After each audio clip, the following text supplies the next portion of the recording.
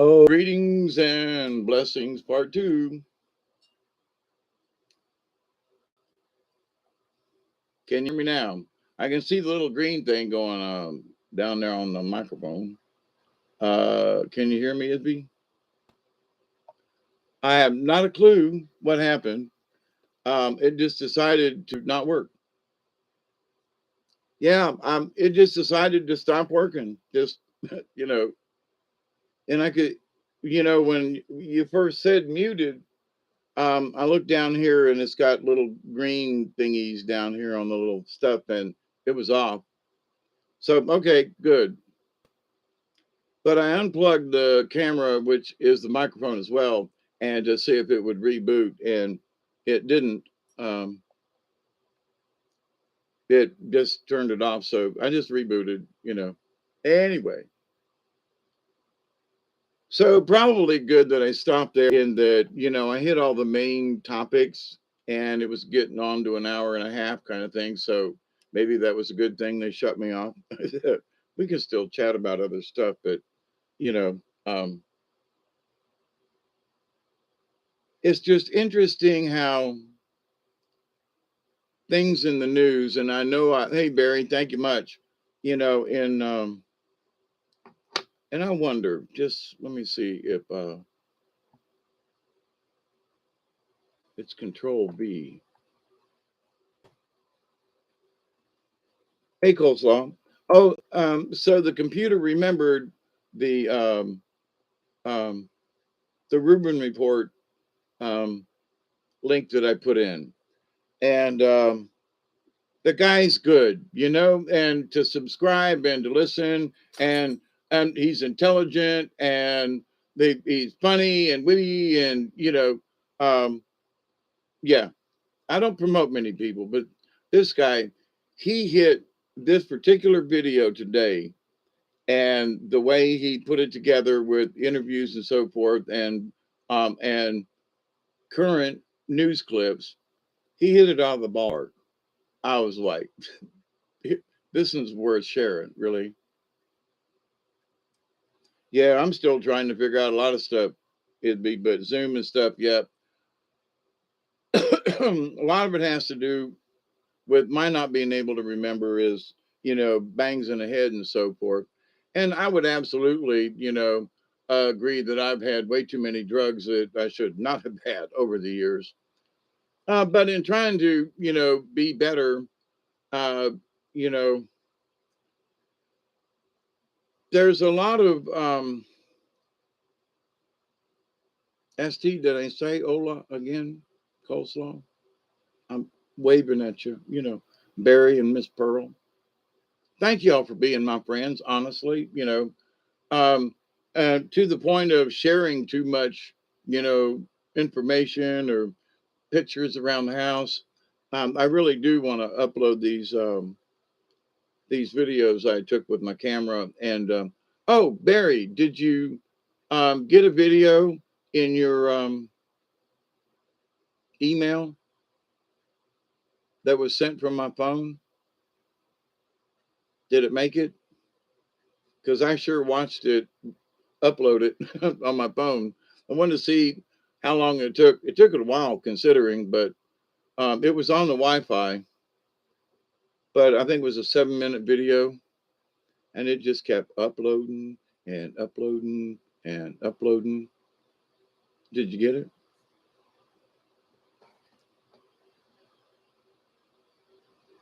But it was a Google message. Seriously, but you got the video? Okay. I'm new at this stuff, and since it was on the camera, I'm trying to learn how to share it. And so I don't know how it gets there.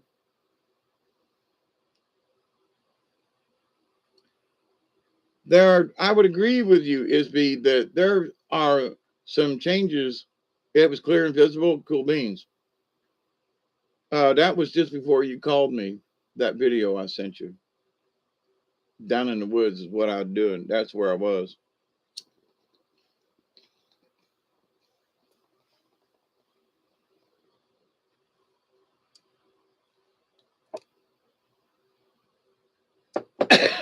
But in talking around with other people, man, I'm sure that some of you there are some folks who they may not say it. My camera makes everything look far away. I've got my Canon camera that takes some really good stuff, and but I need to take the memory stick out of it and plug it in the camera and download it and then upload it and all that kind of stuff. But anyway, I just haven't gone through all that. But I added another video to it, so now I got 2 videos on my camera I need to upload. But several people have sent me messages going, keep going through, taking walks in your woods. I really like your woods and this and that. I don't necessarily think my woods is so special. It's mine. I share it with the people around me. And I do think there are some neat places down on the river, but I've been to a lot of neat places on this planet. And am I trying to say that my place is like better somehow than somebody else's? I don't mean to be that way if it comes across as that. But I think there are people who've never really been into a swampy area and have never seen the beauty that certain swamps or areas can bring because it's a swamp. And like today, in walking around, a lot of the swampy water was dried up, and I got to walk through some areas, but there's still standing water. It's still swampy back there. There's still water running through Days Creek. Not a lot. It might only be this deep, but there's still water running across the property. And so, with that said, but I think there are a lot of places that are special. But I appreciate folks who send me messages and hey, take more walks in the woods with your camera. We really like to see what it's like. And spotting the hawk in her nest earlier today, that was cool again. So I've been here 40 years and I'm still being surprised by nature and what it brings and shows. And you know and been doing a lot of outside work. Gonna have me some woods.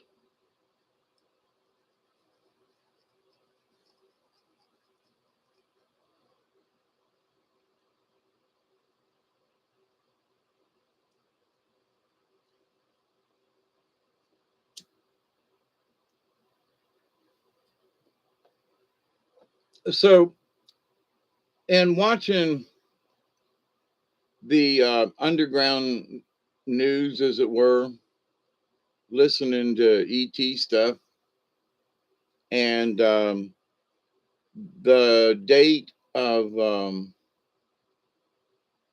March 14th is like on the calendar.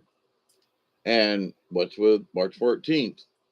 Well, apparently it's another date set by ET through another group of folks who say, light switch, different reality. Okay. So I got to say this.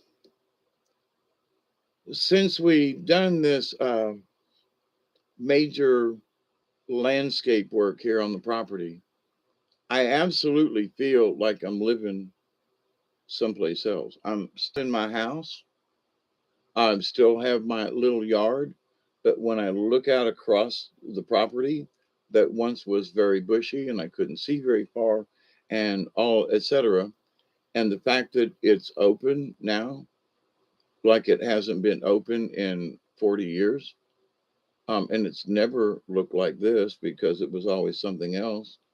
The down in the back, as I was walking around talking with um, Elderberry on the phone, um, where the property burned up in the backyard, up the hill, it burned almost to where we pushed downhill with the excavator thingy.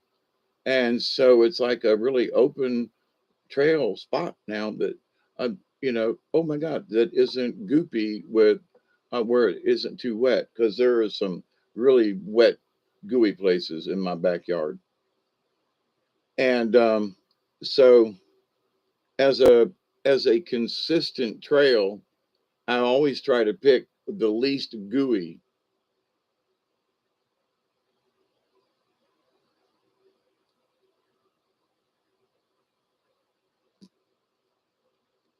Yeah, well, you know what, I've said this to you before, Isby, but and this ain't got really nothing to do with you. I remember having this conversation with you that, in North, I don't know about, I don't, it may be true in Missouri as well, but since I'd only been in Arkansas mostly, in the wintertime until about spring, it's free to camp in a lot of the campsites in the national forest.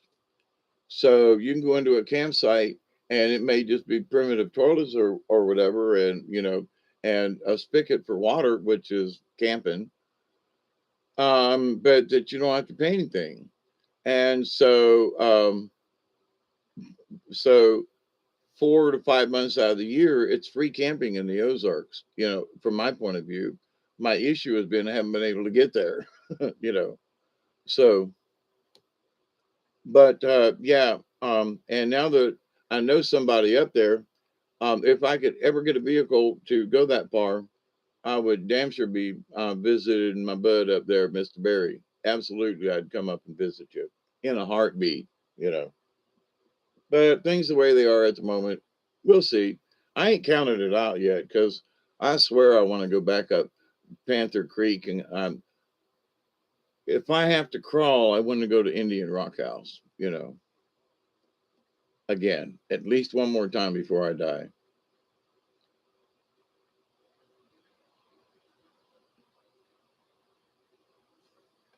But so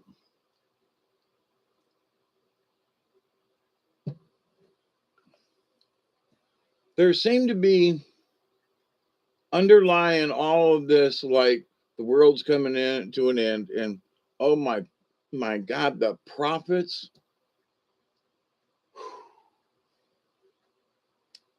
They're since the war with the Ukraine, and oh my God, this is it.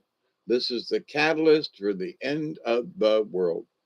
And folks around here are just sort of like, damn, gas prices went up. Fucking, but I don't necessarily feel that everybody immediately wants to blame Russia, because three of the four people that I talked to since the gas increase and just having a chat, um, you know, the fourth was non-committal either way. Well, I don't know if Russia is to blame or not, but the synchronicity is strange. Okay, I would agree with that, but the other three folks were like, yeah, we know it ain't got nothing to do with Russia. It's just these freaking oil companies that see a chance to screw us, and they do. Hey, David, how are you? So I was like, right on. So people that I know are watching the news and prices and so forth, but they're making up their own mind from what they observe. And I'm like,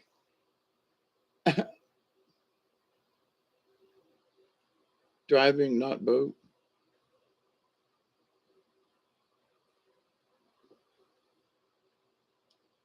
But so with, and it's not necessarily fake news, but they've damn sure rearranged it. The videos that were coming out from true Ukrainians were showing mobsters and thugs shooting at the soldiers and throwing bombs and shooting civilians. And the other news coming out of the Ukraine is that it's the Russian soldiers who are abusing the Ukrainians. And then the next day it was like, wait, there are Ukrainians shooting Ukrainians. Well, I'd said that a couple of days before that, that, there's this other side of the story that actually some of these folks who are shooting each other are actually mercenaries, and some of them have like bad ET blood in them, kind of thing. You don't have to believe that part, but they are mercenaries. They're non-Ukrainians, and they're shooting anybody and whatever, trying to create chaos and stir shit up, right? So, for whatever the reason is, whether it's ET or Putin or whatever, the fact of the matter is what is being related from the people in the Ukraine and what's coming out of the news over the wire as to it's all Russia killing everybody and doing all the damage. That part just simply isn't true. That's all. It isn't true. Have the Russians bombed a few places? Yes.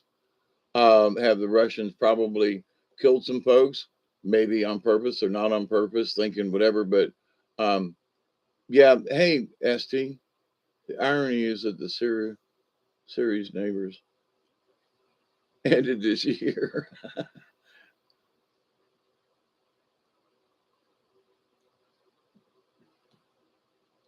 There's a lot of just strange, ironical stuff going on.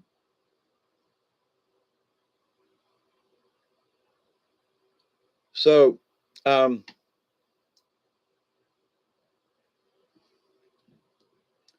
there are truths that are out there, but then there are the stuff that, like, for example, in the story time tonight on with Robert on Milky Way Soul Tribe,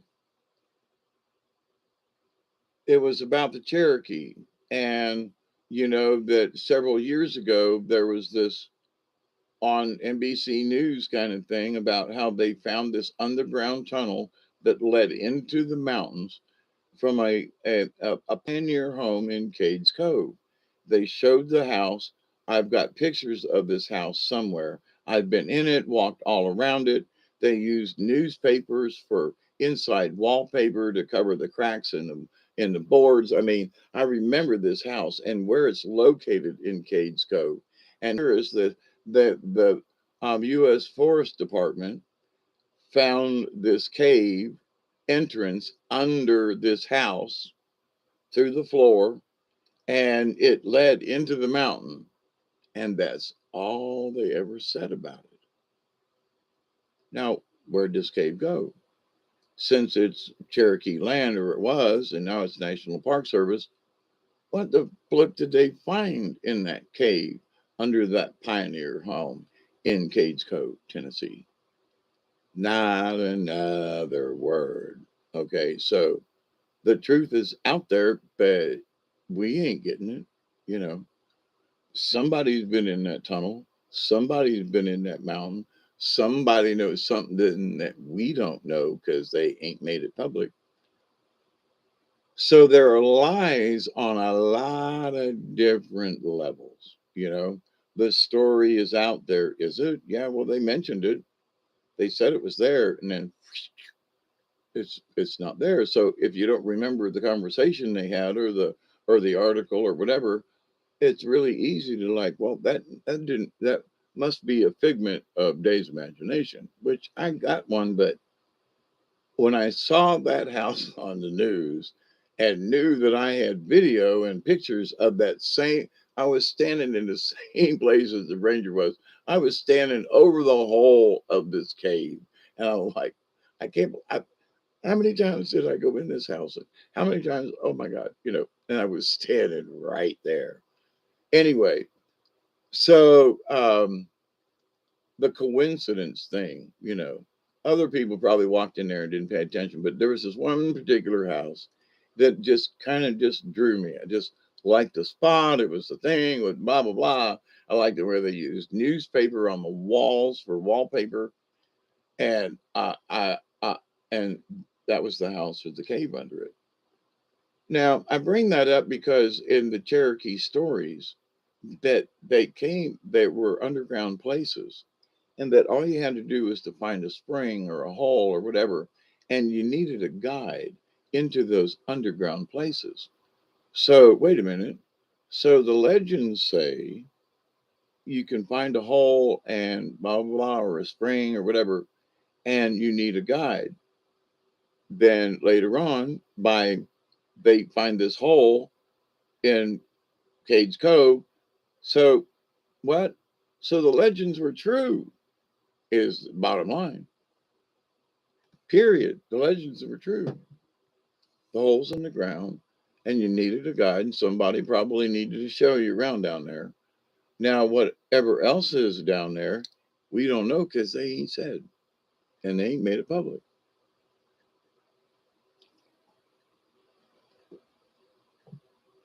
And I would seriously doubt that you could get permission to go in under the house and go in the hole. But anyway, so the propaganda is out there right in front of us, and they are definitely trying to control our minds. So I know I'm bringing up the Krill Russian homophobic propaganda thing again, but that just goes to show you that here's the Young Turks, supposedly this progressive news group, Cenk Uygur, Junker, Bunker. The more that I see some of the stuff that he spouts, the more I just want to go. And he claims that they're telling you the truth and that all the other news is fake. And then you find these stories that he is spouting off, and you go, hang on a second. These are the guys that you're supposed to be listening to in the alternative network business, and that these folks, because they're progressives and they're not, with the Democrats and the Bernie Sanders and blah blah blah, blah, and so they're supposed to be different, and they're telling as many lies as the folks on the big TV. They bitch about what's his name with the prison planet thing, Alex Jones. And these folks are spouting as many lies as Alex Jones. And Alex Jones may be closer to the truth than the Young Turks, right? But the Turks are now on Roku and now on this, and people are listening, and Anna Kasparian and some of the bullshit she spouts. And because they're a progressive news source, you're supposed to believe these idiots.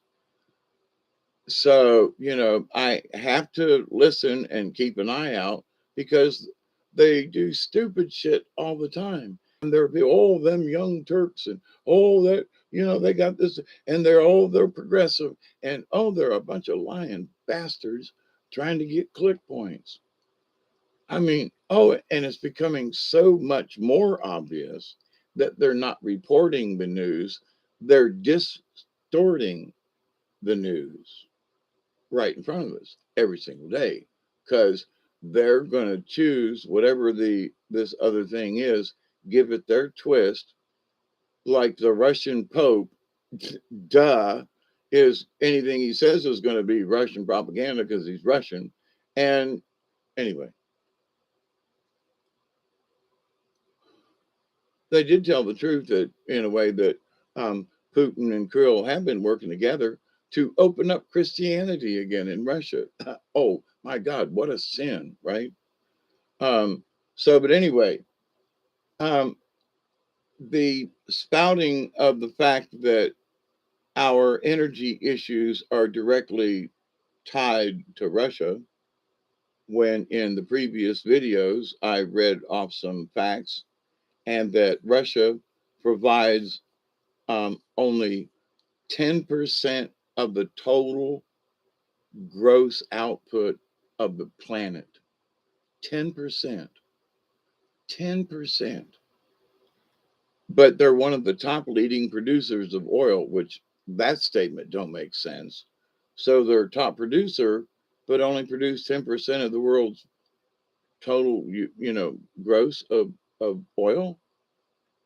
Then how can 10% of the world's population of oil, when we don't get all their 10% anyway, it's only 6.6% of our imported oil. So how does this drive our gasoline up $2 a gallon? It don't. It's made up. That's all there is to it. So don't get mad at Putin. Don't get mad at Russia. Stay out of that. And if people try to draw you into it, just state the facts that are on DuckDuckGo. I typed in 3 words and, and the whole thing came up.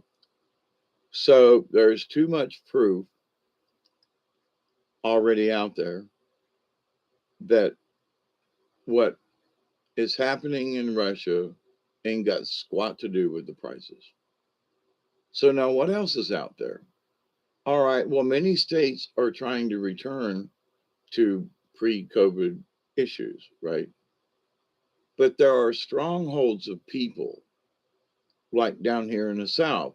A couple of weeks ago, in having talked with some folks, a local company that is a major distributor of a sporting goods type thing was paying their employees $200 to go get a shot, to go get vaccinated.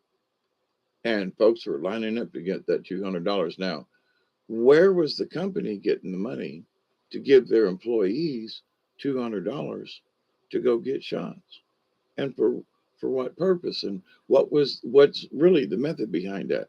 So, in New York and other places, they're still trying to convince us that we gotta do this thing, that 4 to 7 year olds should get vaccinated. No, they shouldn't. Um, you know, so we can see both sides of this narrative. The fact that the folks who are still trying to push it are just running out of steam, but they keep trying to double down in some other way. Well, we've got to vaccinate these kids. And just because people in Florida don't do it, don't mean we shouldn't do it up here. Us people in New York, we're smarter than them folks in Florida, really. you know, then when I lived in Florida and worked at Busch Gardens, then how come during the wintertime in December that half of the cars that came into Busch Gardens were from New York? you know, half of the state of New York moves to Florida every winter. Uh, that was the way we thought about it back in the day. But anyway, so this idea that, and I got to say, Ruben brings it up in his report and he goes, I feel like I live in 2 different countries. I live in the state of Florida where, there was never a mask mandate, where there was never a high mortality rate, where people were using ivermectin and this and that because of the governor of the state and the people who govern, not just the governor, but the people who govern the state.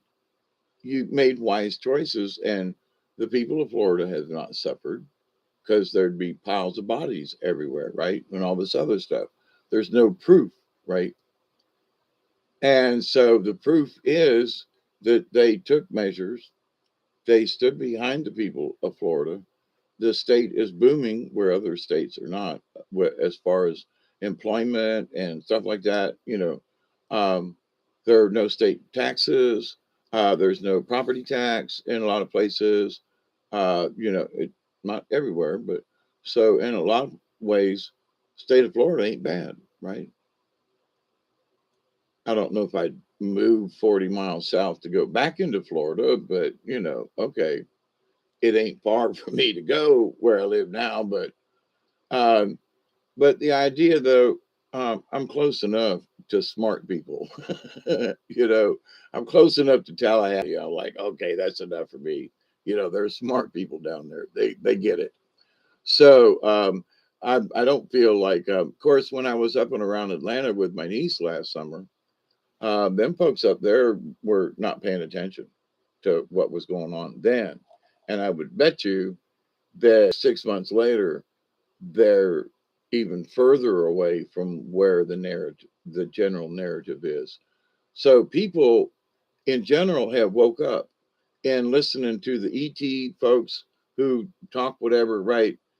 The latest survey says, ET says that 80% of the population has woken up, and they're like happier than hell. But that last 20%, for some reason, is keeping them from landing on the White House lawn. But okay.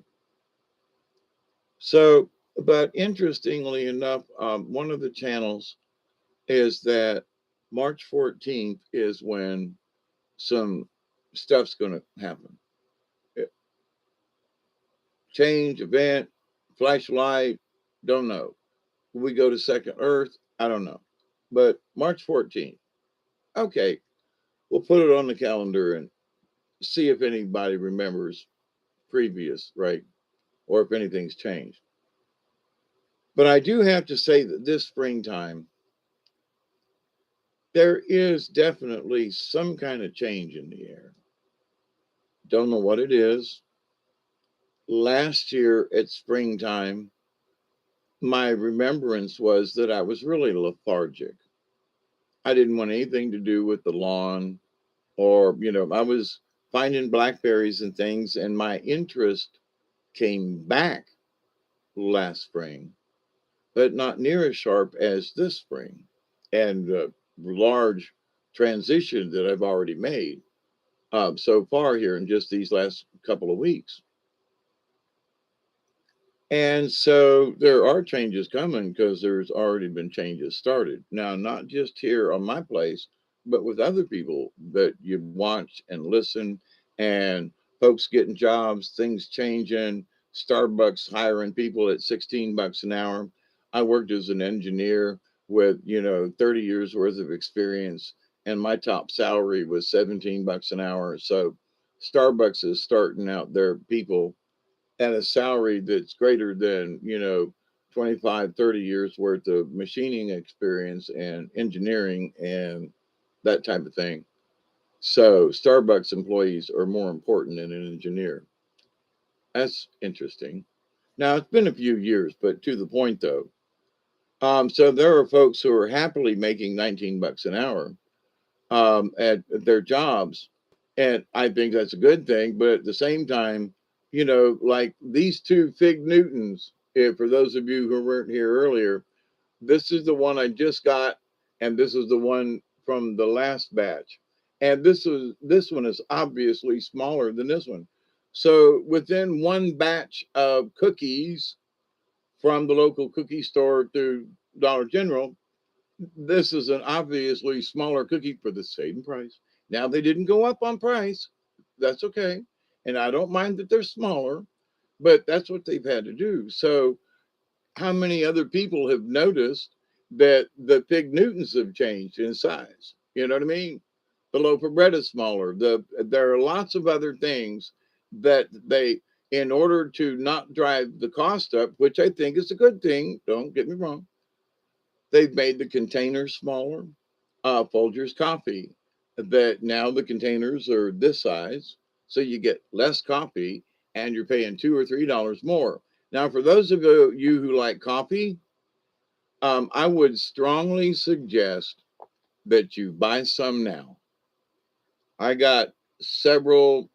I probably got enough. If I didn't buy any, still buy at least one a month. But if I didn't buy any coffee now, I've got enough that I could stretch it for a year.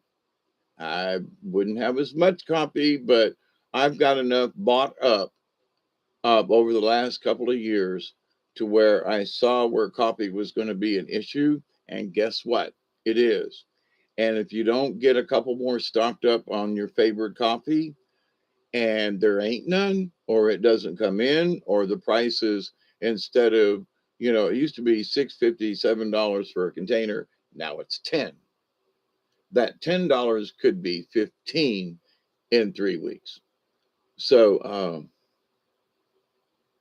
the CW.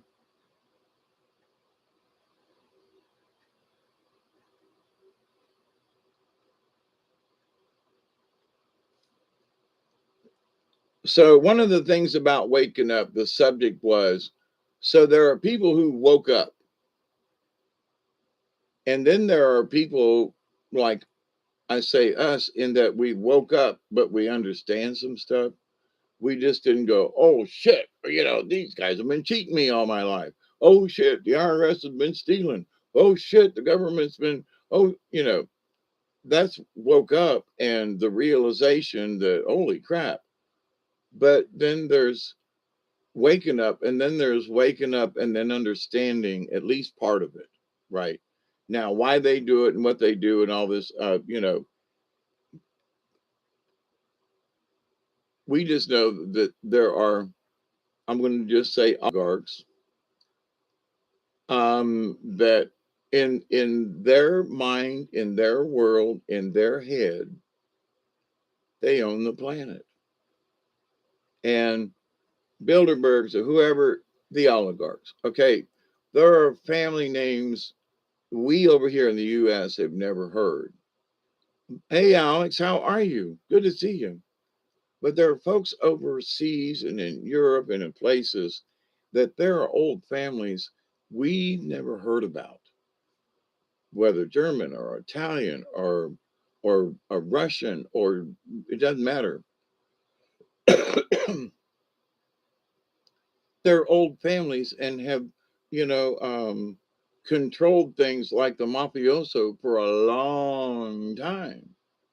And like, I think it's the island of Crete, and there's another island down there off the front boot of Italy. I can't remember the name of the island, but anyway, Santorini or something. Anyway, but them folks, they know that the family runs that island, and if you go to the island and you don't know it, you can be easily reminded or told, that the family runs the island and that they, don't mess with the family, don't screw up with what the rules are, and you'll be perfectly live happily ever after.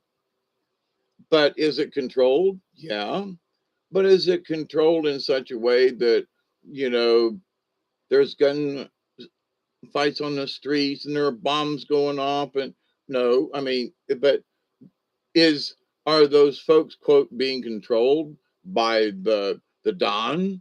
You know, yeah. If you go into Little Italy, duh. If you go into the Cuban section in Ybor City and Ybor City in Tampa, there are going to be the Cuban mafioso type folks that are running the joint. Why? Because they have and probably always will. They did back in the 50s and 60s when Sam Nuzio was the, I think that was his name. Anyway, he was the mayor of Tampa for a long time. And I didn't know what a crime boss was, but in growing up in Tampa and learning about this guy and that he was he was mafia, plain and simple. Every bench you sat on in Tampa had it and had his name on it, right? They were concrete and Nuzio. Anyway, I think that was his name. But to the point though, so you're always being controlled by something, you know.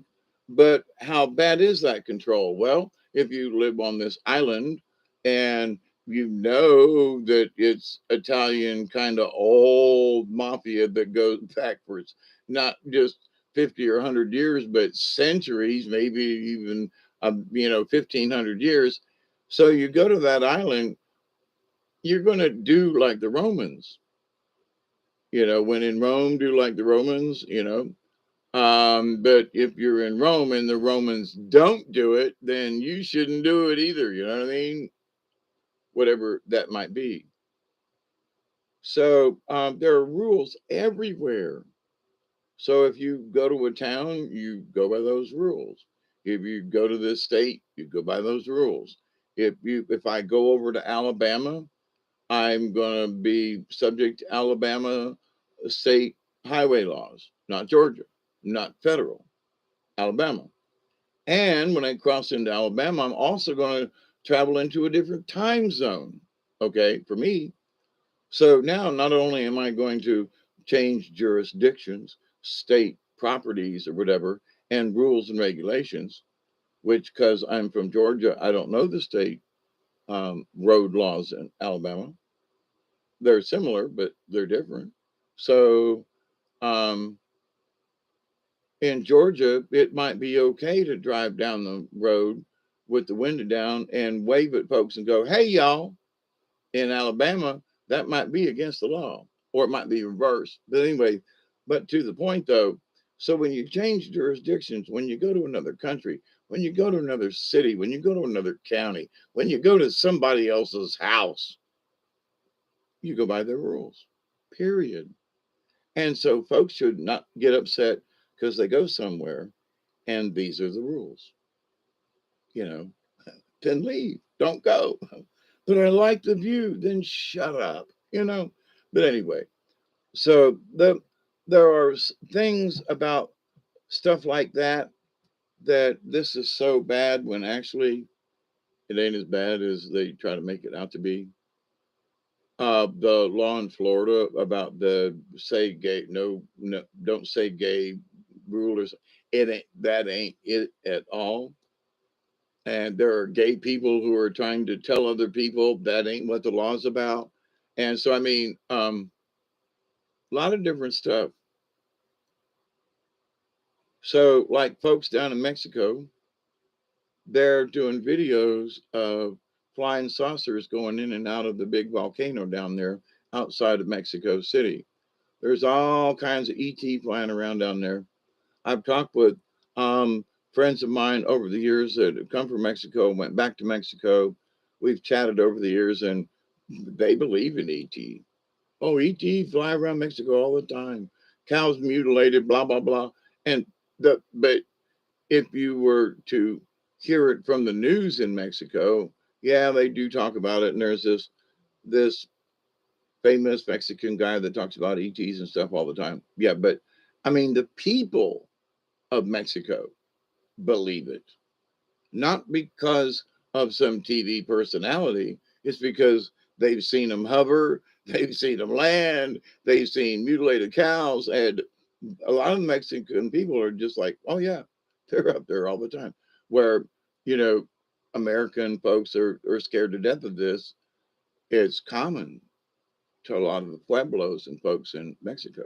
And they're just south of the border here, right? So anyway, so what is the truth? Well, of course, we don't hear the truth here about, sightings of UFOs or whatever, but and those things out of Mexico, our southern border neighbor, and in places in, all the way through South the peninsula into South America, and the reports in Venezuela and different places of sightings and the UFO connection and things and stuff. And the people within the country know, the people on the local level, they're witnesses. So that's an awakening and an understanding, in my humble opinion, that if ET's really watching us, and I do think somebody is, I don't know whether or not, you know, these indigenous folks like the Hopi and a lot of Native American folks, and that we all believe we come from the stars and we believe our sky brothers and sisters are going to come back. So, okay, when is it a prophecy of, well, there has been the white buffalo, and there has been certain things that have happened from native, quote, prophecy, if you will. And you got to scratch your head and go, these sort of things that were talked about in the legends for centuries now, some of these things are actually starting to um, manifest literally. So, personally, I don't think that the native legends that we have read, that enough people have listened or heard the legends to have manifested these things. Okay. They're out there, people have read them, there are books, but it's not a collective of folks like the Catholic Church who believes in what's being preached at the time. So those folks are really being focused, right, with their intent and their prayers and so forth. But Native Americans or folks who read the legends, to try to understand things. And, the white man was prophesied a long time in Indian. And so it happened. And that, you know, either the white man is going to convert or the planet's going to, Mother Earth is going to, uh, shake us all off like fleas. And then in Hopi prophecies and things where our star brothers and sisters will come back and not necessarily redeem us, but come back and visit us and teach us and show us more kind of thing. And so, well, there's a lot of ET presence. There's a lot of pictures. So are the native prophecies good or bad? Maybe this year I'm going to Holland for a long vacation. Maybe that would be cool. I would like to go to Holland as well. I I'd like to go. I would like to do a boat tour uh, through the canals and stuff. I think the UK has stuff like that too.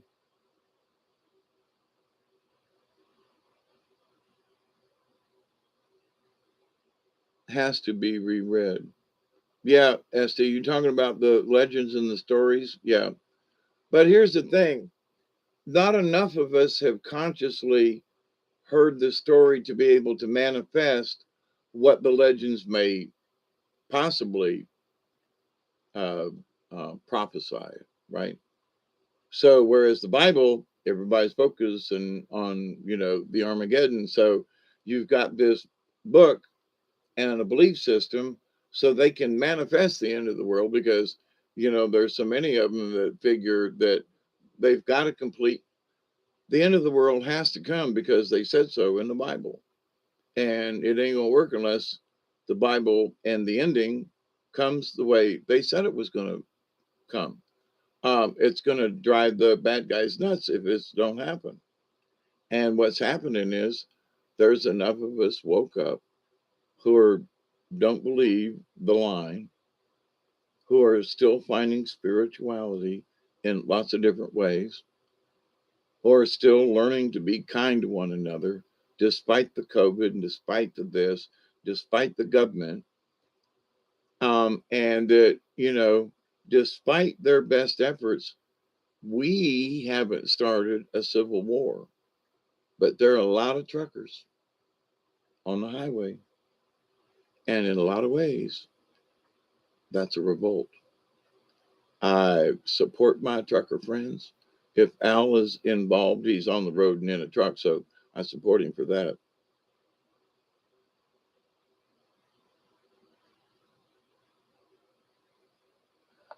How come there are two Isbys?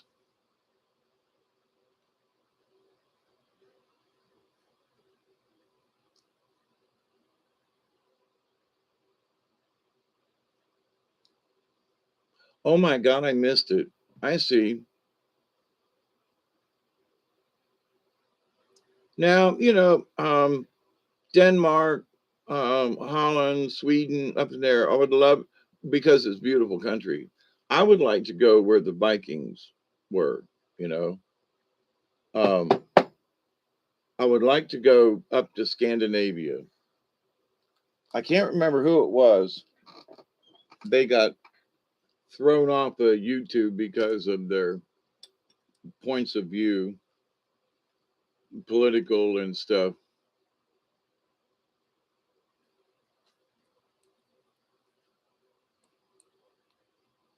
But I do feel that somewhere in my soul, I was a Viking.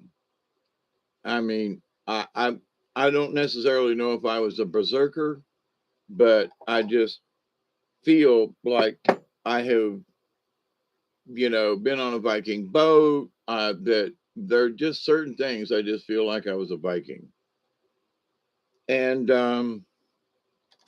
so to be able to go to Viking land, see you, Pearl. Thanks for coming back, and thanks for your video the other day and all your hard work. Keep up the good work, girl, and give your husband a hug. He needs it. TTFN. Yeah, kind of, sort of. You know, when the Vikings series first came out a couple of years ago on Netflix or Hulu or whatever it came out on. I watched through it and I was like, man, there were certain things in watching it that just struck a memory. And I was like, almost like I'd been there or experienced it or something, right? And I don't, I still can't put my finger on it, but this latest sort of updated series with Vikings in it, and watching it, there was a section,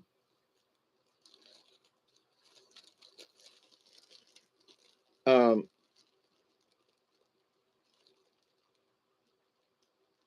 and it was very interesting that I was like, man, that just seemed familiar. I don't know, from the boat going up into the fjord, and there was this camp there, and I was like, what? It really, really odd. And so there are like pictures. Now I know these are movie sets and things that they built up there in the fjords and stuff, but they are still representative of what was there, in the old days and built in the old styles with huge logs and things and stuff. And from being in theater and stuff like that and continuity, I keep an eye on whether or not they're actually being period. For example, in one of the scenes, they had this beautiful wooden door and outside, and they showed the person going in through the door, and then they show the camera angle from the person coming into the door. And I'm looking at the door, and the door's got a hinge on it, not like a hinge that would have been used back then. It was like almost like a store-bought hinge, and they should have been like wooden hinges, not metal and the way they were fabricated. So whoever put the hinges on the door to the cabin, the woodwork, everything was great, but they had hinges on it that were just not of the period. Now, how many people would notice that, right? Well, me, you know. I dream of kayaking the mangroves down there. I've been in the mangroves before, and I'm not near as impressed as some places up here, but anyway.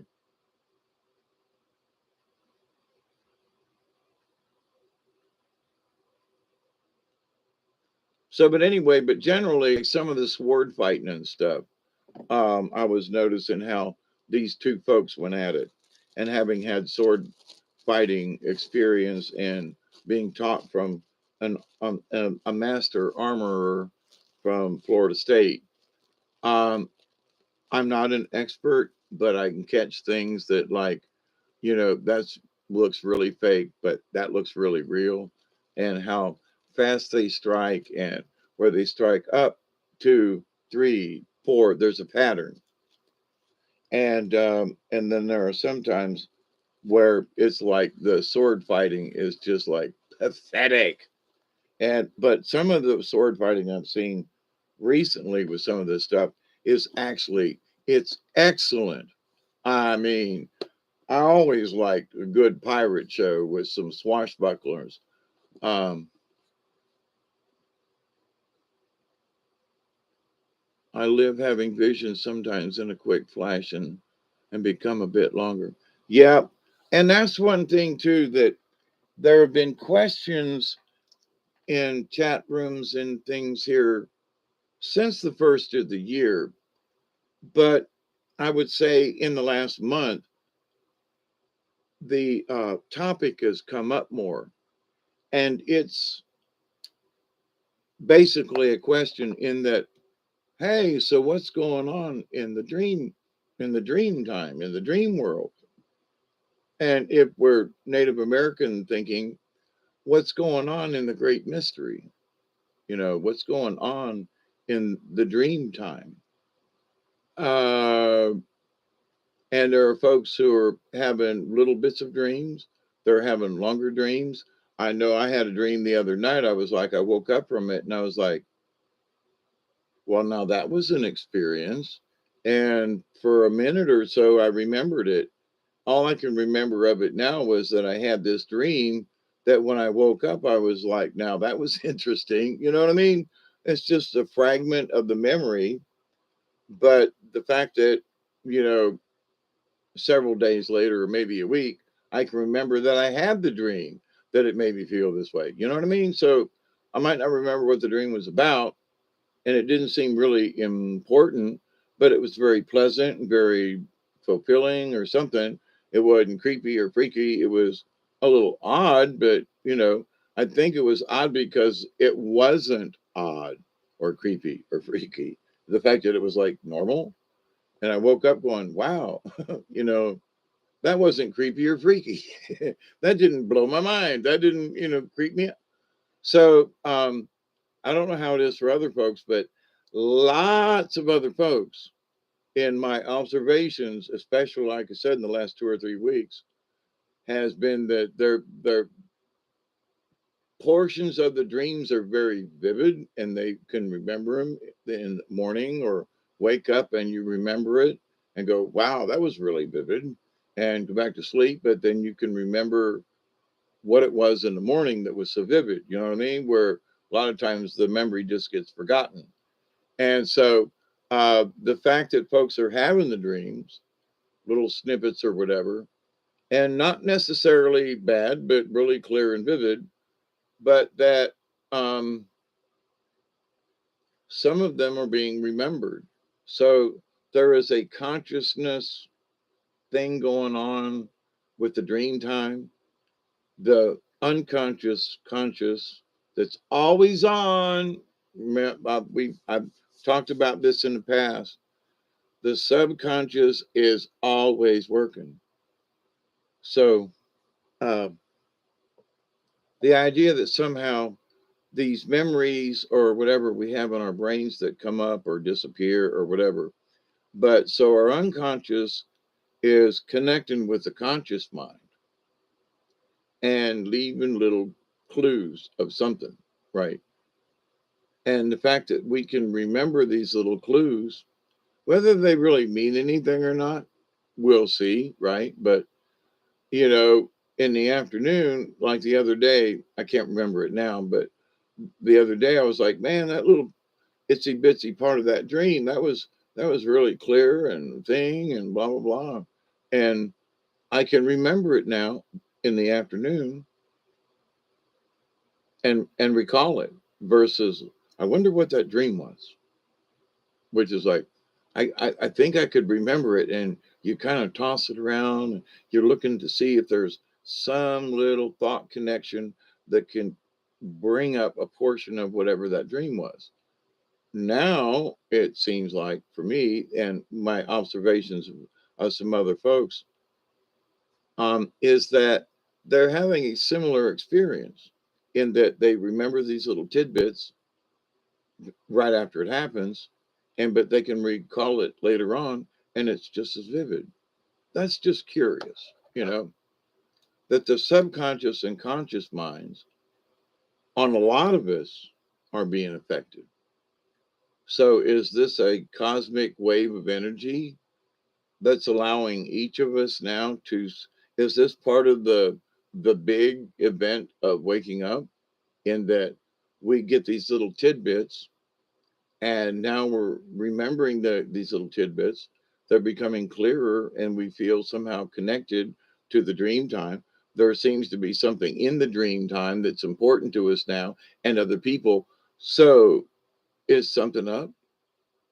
Now what I would also say this, because the collective is having this reaction, and we, me, us, are having this conversation and thought process, that we're considering it and putting our thoughts into this, whatever this new thing is, feeling or whatever. So the more of us that have the feeling, the more it becomes a part of the feeling. So if I have little quick dreams tonight and I wake up in the morning and I'm thinking, wow, I should, late next time I have a video, I ought to talk about this or something. That's a lot of times my reaction. like, wow, that was really clear. Or some, let me, or it reminded me of someone or whatever, or an incident. But to the point though, with that though, um, when other people are having similar events, then that becomes a part of the collective. The more that I see how this quantum thing works and how it keeps being explained. For example, in the quantum world, if I had a cell phone that was quantum connected, I could call Alpha Centauri in an instant.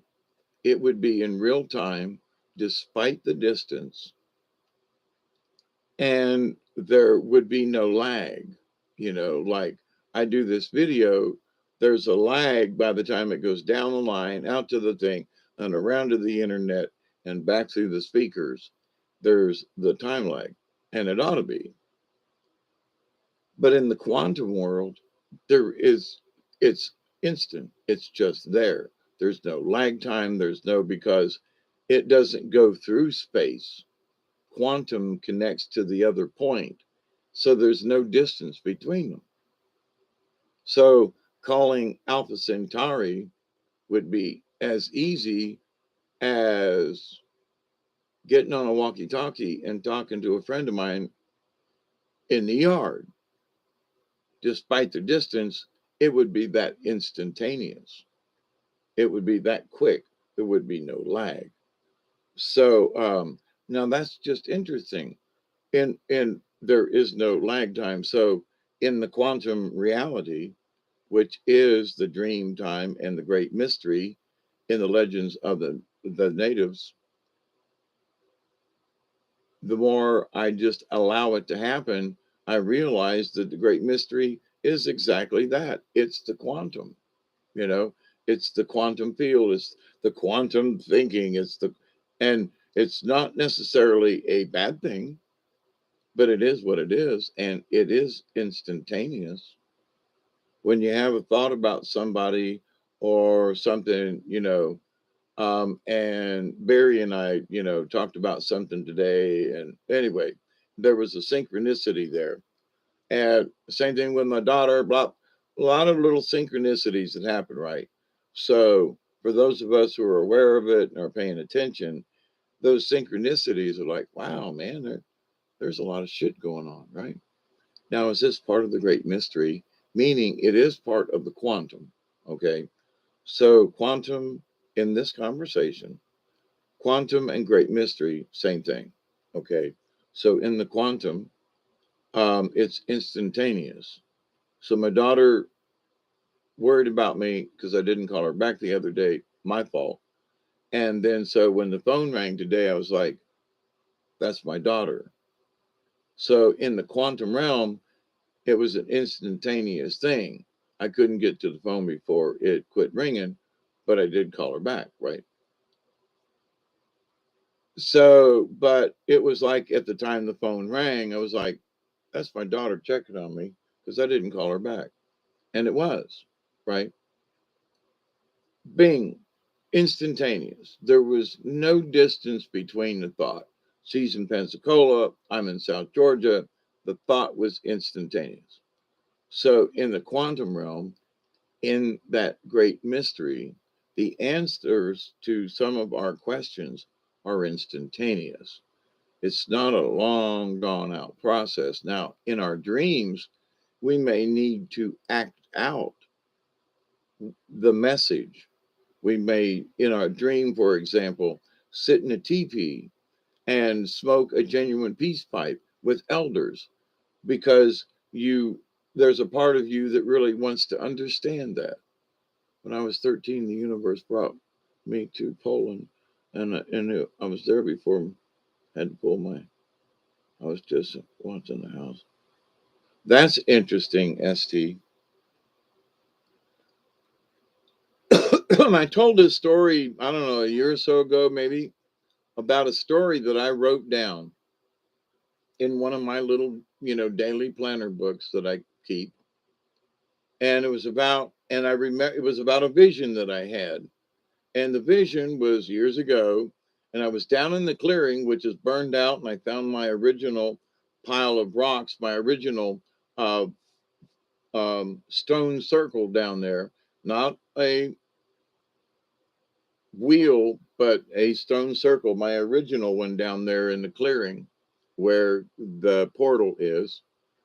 So the fact that I'm going to reclaim that, but so being down there and having had some of this, I there was a stump down there that got burned off some more. It's a little shorter, but I saw myself coming down through the woods, and there was this old man with a hat similar to mine, and I think there was a dog, or anyway, there was something else. Oh, I had a walking stick, is what it was, or the person had a walking stick and was turned slightly, and but was sitting on a stump down there near right at the clearing. So that was what I wrote down, and there was some other little bits and stuff about the story behind seeing this vision or seeing this person sitting on a stump when I walked down into the woods. Then a year or so ago, I was in the woods sitting on a stump, and I turned around and looked through the woods, and I saw me coming through the woods. It was I was the person I didn't know at the time. When I saw the person sitting on a stump, it was a future me. And when I was on the stump and turned around in the woods and I saw the past me seeing the future me, I was like freaking out. So the vision I saw literally in my own woods in my own backyard was me in the future in the, from the incident in the past. And just recently having been in the future, having seen me come up and so there are things like that are happening to people. And it's a little more than deja vu. Like I feel like I've been here before. It's true. But there are details, there are things, there is stuff. And it's more than just sort of remembering. You kind of sort of really were there. And you may have seen another vision of you from a future or past event that really happened. So deja vu, absolutely. But a little with a little extra kick, I think people are getting it. That extra kick of the deja vu. So it is, but more, you know.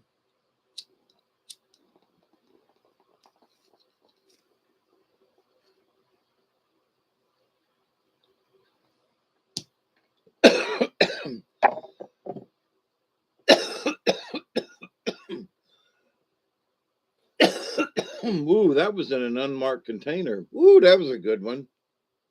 But so um, at the end of December and beginning of January, I was trying to, I was telling people that it was going to be a rocky road or bumpy, wavy road in and we are here. Um, I still don't know any specifics, but I do know. I mean, but I mentioned something about Russia and other places and things and stuff, and the fact that people were being fed up and things were changing in that aspect. And now I said those things with a little bit of help from my spirit friends, but also with just watching the trends. But I got to say, there are some things that have like picked up speed. There are some things that were kind of sort of obvious, like, they were playing the Russia card for months now, right? But Putin has been told by his higher ups, ET and folks, like, you got to get rid of these crazy sons of bitches over here in the Ukraine. It's your responsibility. You got to do something about these folks for a bunch of reasons. And now there are homophobic, religious leaders who are, spouting Russian propaganda. So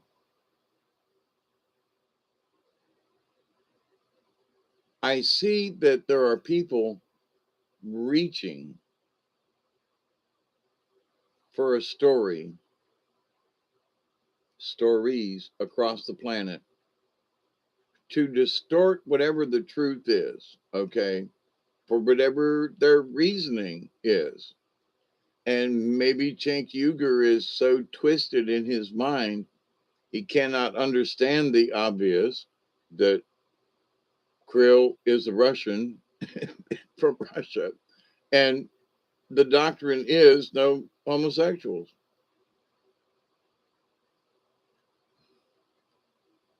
So if you can't accept the obvious and you got to make it an issue, then it must mean there must not be much out there to try to make a story out of. You mean you can't find a real truth like about the Vatican, you know, and about the shady dealings that the Pope's doing? You got to pick on the Russian guy, because it's Russia, and you got to, oh my God. So I'm looking at why, like people's motivations. Well, clickbait, yes. But like, why are you picking on the religious leader of Russia? Not just the Russians and Putin, but why are you picking on him? I'm just curious, you know. Is it against a religion thing these folks are spouting? I'm just curious because these are the independent news reporters and they're supposed to be for the libertarians of the new age. So I'm sorry, but what are these motherfuckers thinking? What is their agenda above and beyond what the oligarchs are thinking? Because whether they're being controlled by the oligarchs or not, I listen and look at some of these people and they look serious. um, and Dave Rubin's, he was, I think he worked for Cenk and them with the Young Turks and all, and some of them folks, and he's like, these guys are no. So, to see a 35 or 40-year-old, you know, um, man, okay, um, a homosexual man, gay man, not a problem. He's a handsome man, gotta say. But if he's a reporter and that's his point of view and so forth, he's really worth a listen to, right? No, I'm not in love with this guy, but I tell you, if I were gay, I'd be falling for the man. But I have fallen for his point of view, and I highly respect it. So if more people, straight or gay, thought the way he did, the world would be a whole lot better off. I mean, with acceptance, and with working with people across the aisle from Democrat or Republican or liberal or whatever, that we can make things happen regardless of our political stature if we just use a little bit of common sense, right? And folks, stop pushing. Well, you got to watch the show, the gay thing that he was reporting on. Oh my God, it was funny, and his remarks and his look. Oh my God, are precious. Watch that one show, if nothing else. Here, if for those who may not have been here earlier, I think I still got it in my Control V. Control V. Oh crap. Oh, that was Shift. Oops, Control V. There it is. Okay, that's the Dave Rubin on the Rubin Report on YouTube, and please check the guy out. He's got some good things. Folks like him, we need to support. Folks that are trying to set folks straight about the issues from a gay man's point of view, or from a a liberal to conservative point of view, like me and some other folks. Um, Intelligent, tells the truth, and if they mess it up, they go back. I mean, so we need to support them kind of folks, whether monetarily or just hit the like button, or that like me talking about the subjects, just,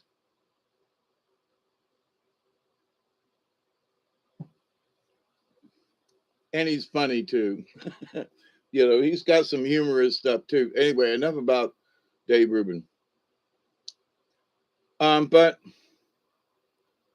to the point though that he's like trying to uncover not necessarily the truth.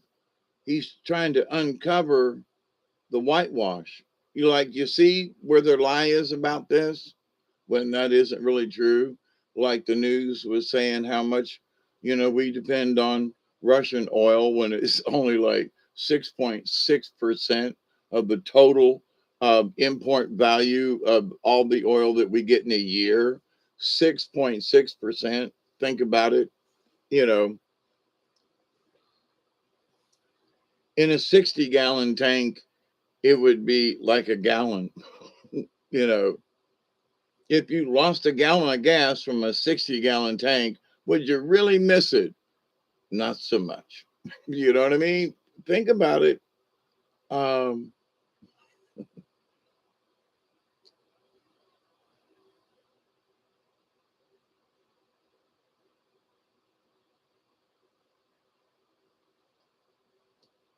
I think that would be 6%.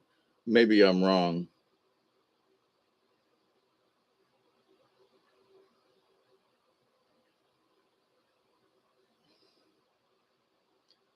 It'd be, we have been nuked from the inside out. We don't need a bomb to go over our heads. Okay. The local nuclear plant over here in Alabama has spewed enough nuclear waste in the air. The nuclear plants down at Crystal River, down 19 towards Tampa, right? Spewing off stuff. The Savannah nuclear plant around Augusta and on the Savannah River. The plants that are up in the South Carolina up. Big nuclear projects up there, really close to the mountains and all up there, big, huge plants I saw them build years ago. And like, what? So, yeah, let's all move to the mountains where the air is fresh and clean. And 50 miles south of us is a huge nuclear plant. Yay, team, right? I was like, maybe I don't want to move to the mountains. You know what I mean? So much for fresh air, clean, and all that stuff, right? And so the nuclear plants that are up around Asheville and so forth. And so this idea that, oh, the Russians are going to nuke us, no offense, but fuck that. The government has nuked us with all of these nuclear plants around the United States. And we're worried about Russia. Here's the other thing. There is a 3-to-1 ratio of Americans to Russians. There's like 125 million Russians or something, right? There's 375,000, 375,000, 375 million Americans. So that's 3-to-1. There's three of us, every one Russian. Putin has stated this for a long time. Why would we try to do something with folks that are three times as many of us, and three times as many resources and etc. And I absolutely still agree with him. But this idea that um, uh, Dr. Ram, Richard Allen Miller, haven't heard from him in a while. I don't know if he's still alive or not, but he talked years ago, and he's got degrees in physics, and he knows what he's talking about. But also in doing my own research about how much radiation the United States is still suffering from what was done to us, what they did in the Nevada test site. You know, we're still suffering from those radiations. the fact that the sun turned blue instead of yellow anymore, we're getting bombarded by different types of gamma rays that have never reached the earth in our lifetimes, at least. And so this idea that Russia's going to kill us, come on, gang, like what? Seriously, he's going to nuke us. All right, you know, and Biden is going to put us back on track, right? Biden is, thinking of our future. Biden and the Democrat. I mean, come on. And so, and Putin's going to nuke us. So put that in context. Biden says they're going to build back America, right? And we're going to do this, and Putin's going to nuke us. you know,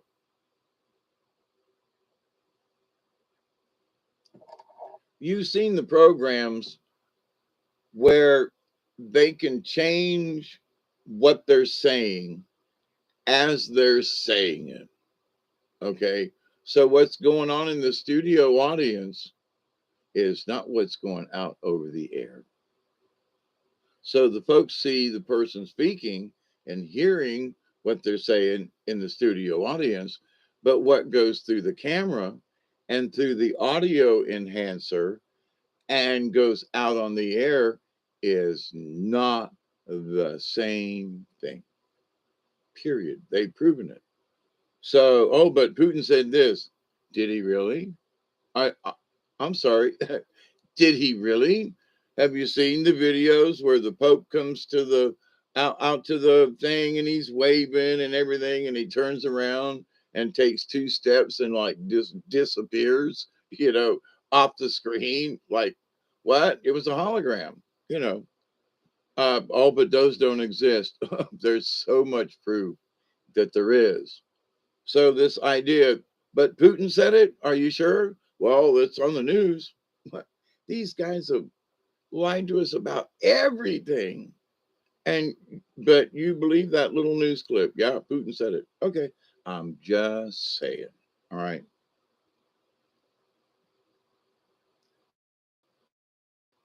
And Putin said he was going to nuke us. Okay, and Building 7 fell down by itself.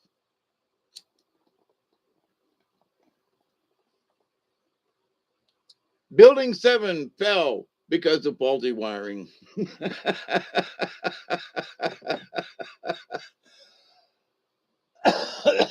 Okay.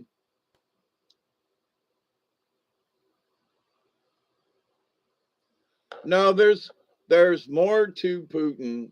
It'd be for those of us who've been watching Dante for years, and I have been watching Russian TV and RT and so forth, and other channels too, and observing Putin myself. He would not. He would not say that. No, it, he could have. They could have asked him a question, for example, and said, so if the United, and here's the thing, one of the things they found is the United States have been sneaking in parts for short range missiles with nuclear tips into the Ukraine. Now, that would be like back in the day, and they've talked about this back in the day when, and I remember the Cuban Missile Crisis living in Tampa with Cuba like 150 miles south, and MacDill Air Force Base and being a prime target to get nuked. We were scared shitless. Other people in the United States, they were all scared. No, but us people in Tampa were like, they could have thrown the missile at us and hit us. With all their good baseball players, they could have knocked one out of the park and Tampa would have been off the map, and St. Pete too, left an even larger hole in the ground. It'd been good for shipping, I guess, but radiated for years. But anyway, hiding under the desk meant something to us in Tampa, where other people were just doing it because they were told to. No, for those of us in Tampa, we were like, holy crap. Even as little kids in Catholic school, we were like, holy fuck, we're gonna get nuked. We're going up. You know, that's all there is to it. Cuba is just right over there. You know, there's like Ybor City, and so the feel of it, we were scared to death. But here's the thing. So what? And there are like Americans saying this from observation, in that the United States has been giving these support, billions of dollars to the Ukrainians. For what? Support. What? Military support. So you got nukes and short range missiles. Why? That are some, supplied by the UN and the US government on Putin's doorstep. Now, if Putin was to move short range missiles into Ciudad, Mexico, or, in Nogales, Mexico, across the border from Texas, we'd go, oh, wait a minute, what are you doing? Whoa, so the fact that we can do this in the Ukraine, but a lot of people don't know that the Americans and have done this, and Putin's like, get the fuck out of Russia, you know? I mean, there was a gaffe because the Ukrainians never finalized the draft. The Ukraine never left Russia. It was the coup that changed it back during the Obama days. And during that time, so it was never ratified. And so Ukraine is like the state of Georgia in the United States. The Ukraine is still a part of Russia. It never really officially left. So this idea that somehow they're being invaded when American UN CIA forces have been moving missiles into Putin's backyard like Nogales, Mexico.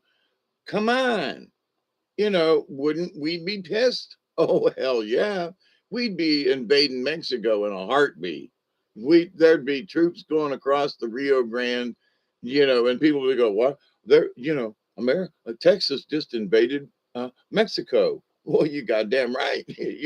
They got missiles over there in Nogales. It's across the border.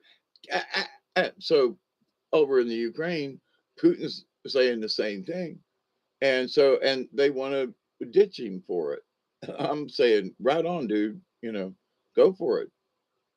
But if you can't see the obvious of what's been going on for years, literally through the Biden administration, the Obama Biden administration, then through Trump, and now through another Biden administration, this has been going on in the Ukraine. This has been stewing and moving and morphing and changing. And now all of a sudden, Russia's to blame for taking back their own country.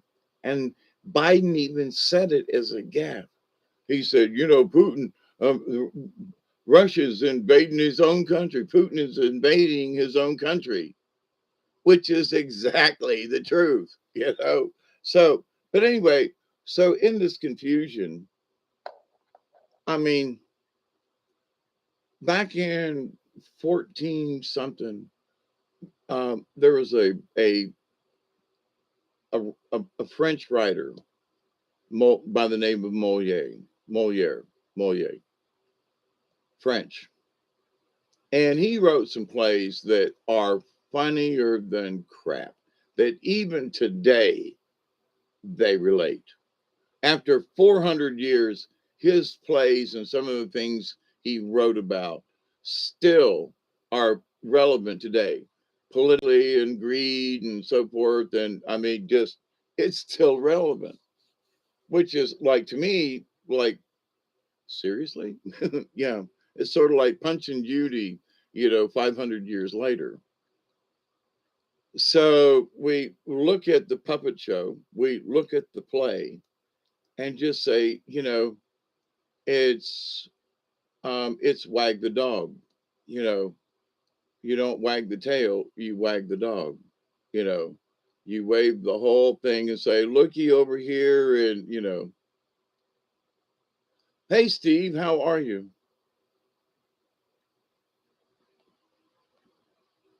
So, but in this blustering balloon of blistery bliss,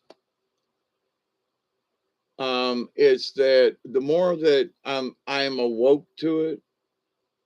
Now, here's the thing: to try to like figure out what their underlying what what they're trying to achieve.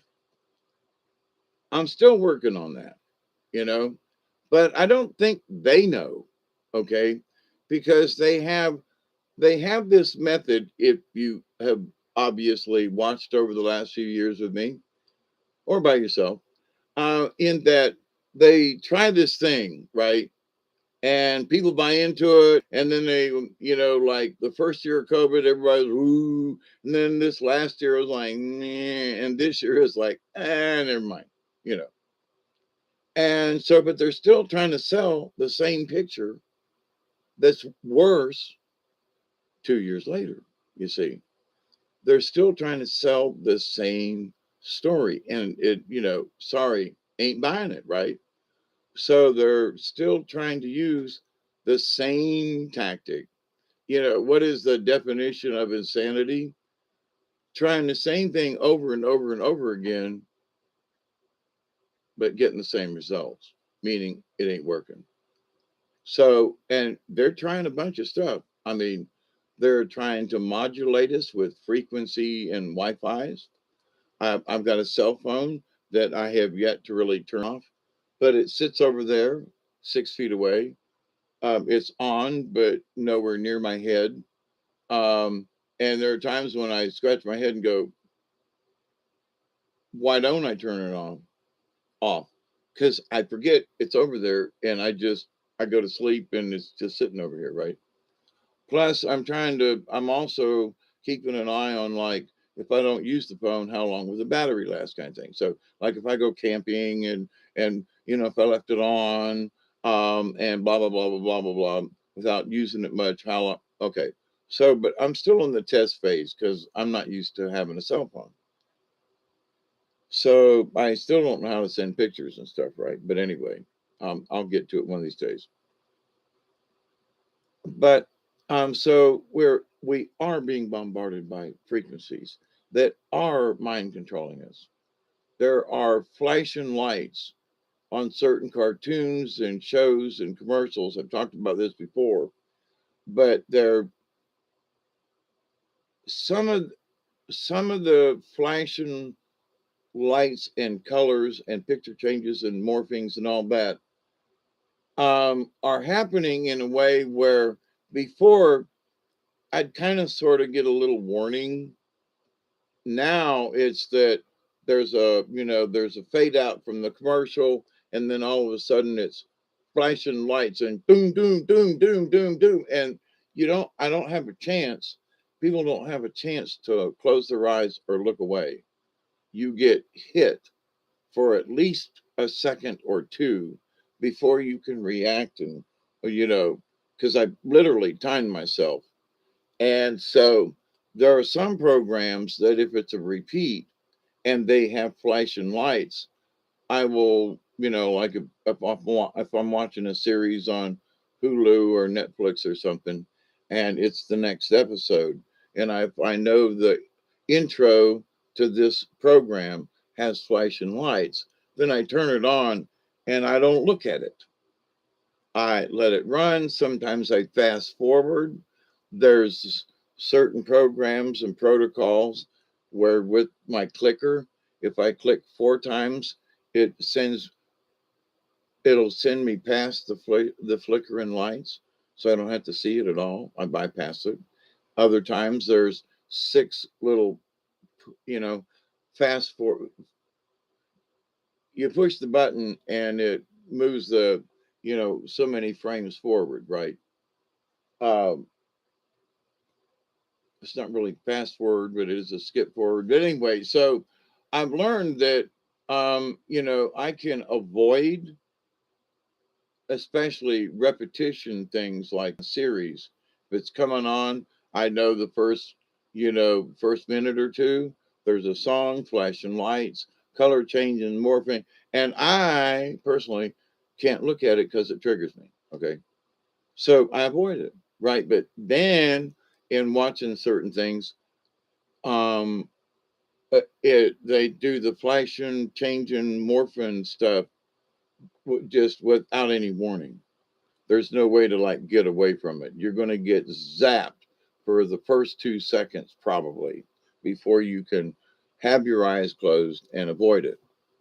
There are certain sounds that I've noticed, undertones in certain programs that I don't know. I guess just working in theater and doing sound effects and things over the years and making, I used to make, if there was with any play that needed sound effects, I would record them, do them, and so that whatever the play was, all they had to do was put in the CD, and all the sounds effects would be listed. Like when you start to play, here's the intro. That'd be the first track. I mean, it was every track was aligned with the script. So all I had to do was just push the button to the next one and find out where it needed to get played. And so I was very good at doing that and have done a lot of shows for other schools, and I'm made some decent money at it too. So, but in being able to listen to cues and headphones and play in radio and stuff, so there are certain things that I pick up on that other folks just wouldn't hear.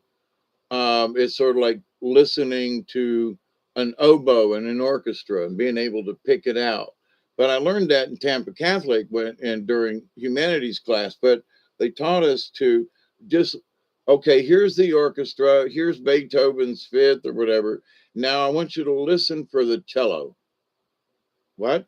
Yeah, I want you to listen to the cello. Or I want you to listen for the French horn.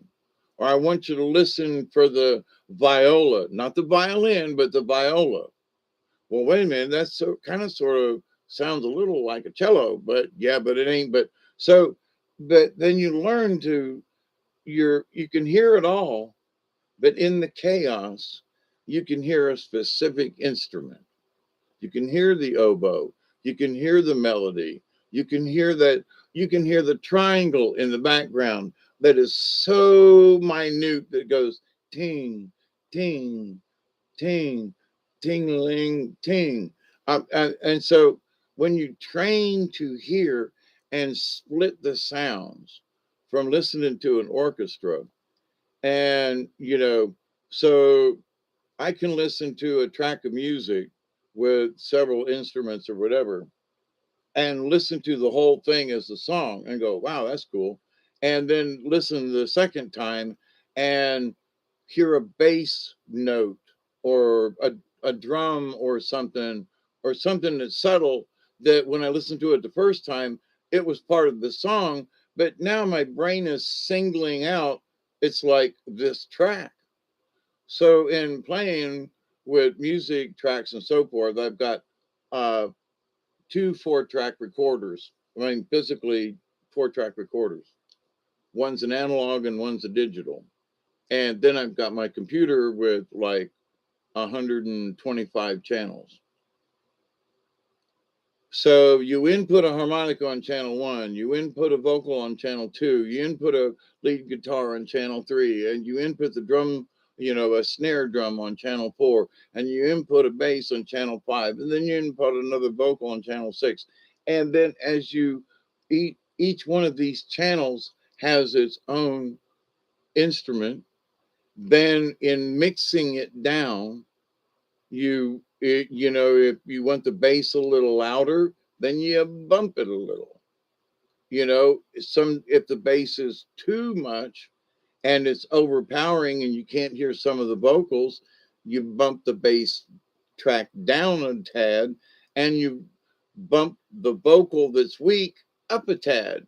So you mix it with each of the tracks, however many vocals or people or instruments or whatever it is, each has its own track, and to mix it down, if you're good, then you bring everything so that you can hear a pin drop when it's necessary, but you can also hear that drum beat and that hard bass in a dramatic scene, but you can still hear the conversation.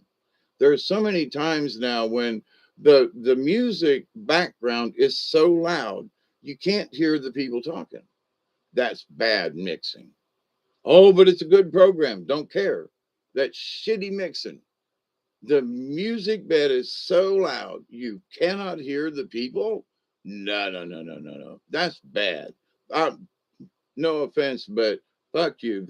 But there's one of the dun dun dun dun dun, one of the detective shows that they had gotten this award for blah blah blah, and I had watched it, and one of the things that pissed me off so bad about watching it was that whoever was doing the mixing down, the the background music bed was louder than any of the room. Drop a pencil on the floor was louder than the people talking in the room. I mean, you could hear a pencil drop. You could hear a click on the other side of the room. But, Scott and Jerry having a conversation, you couldn't understand one or both of them, but you could hear something on the other side of the room. Just lousy, lousy mixing. And the background music way too loud. So, and these are like popular shows on CBS and NBC and all that. Shitty mixers. you know, I'm sorry, did I get off track, thinking of tracks and you know but also though, with knowing what I know with audio and having fooled with video, but not having had enough computer power to like really play with video, but and having done this for years, my ear picks up things, that like, didn't you hear that right there? No.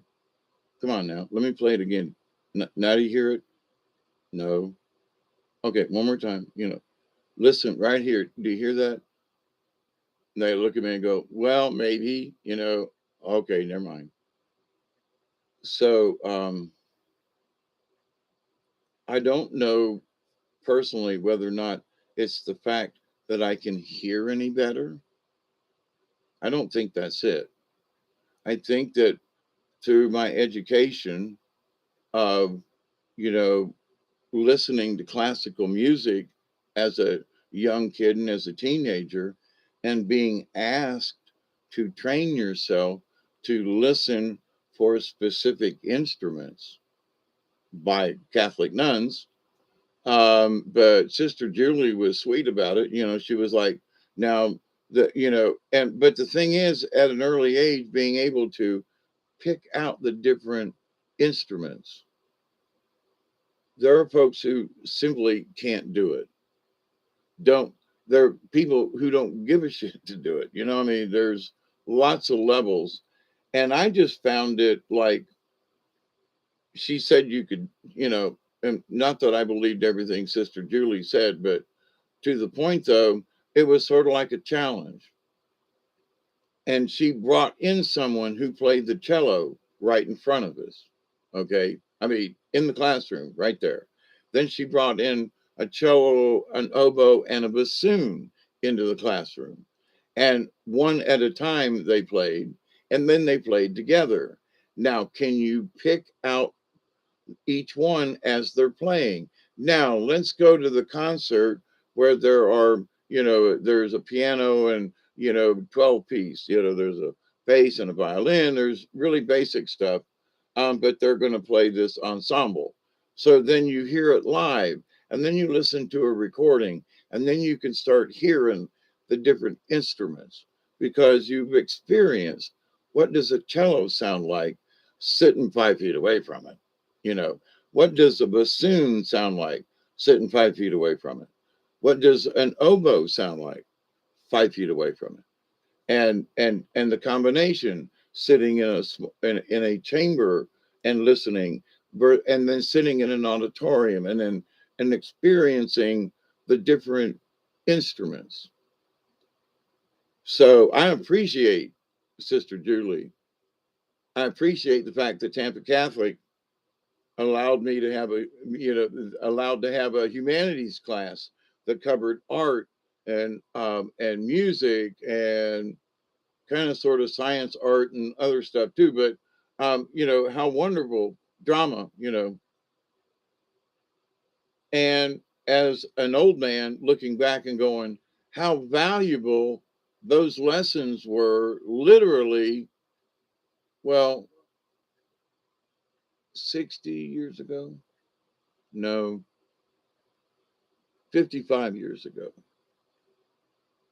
in high school to learn about listening to different instruments in music can also teach you to listen to the different types of frogs in nature or to listen to the different types of bird chirps that when you're in the woods and you can't see them. Can you distinguish a little cheep cheep from a hawk hawk or something else? Or can you hear another bird that you've never heard before? Can you distinguish that? So picking out instruments in an orchestra in a humanities class and being able to, I think it also helped me to tune out the prison sounds when I was meditating while I was in jail that year. So by being able to hear the whole music, but focus on an instrument, in a way, you tune out the rest of the song. You tune out the rest of the noise. So, in retrospect, I hadn't thought about this until now. Thanks, guys, gals, folks.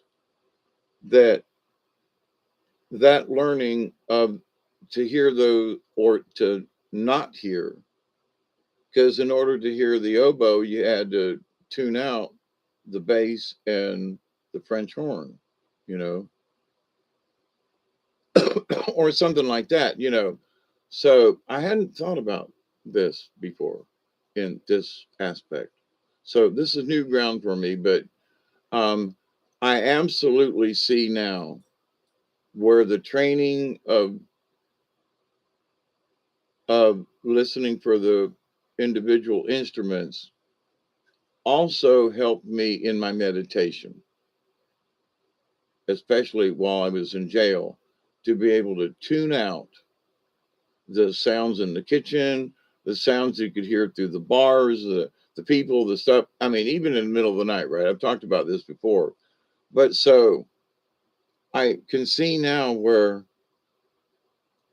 that earlier training helped me in my meditation, and in a way still does. In that by listening for a certain instrument or sound or not hearing a certain instrument, I can see where that has helped me. Hmm. Wow.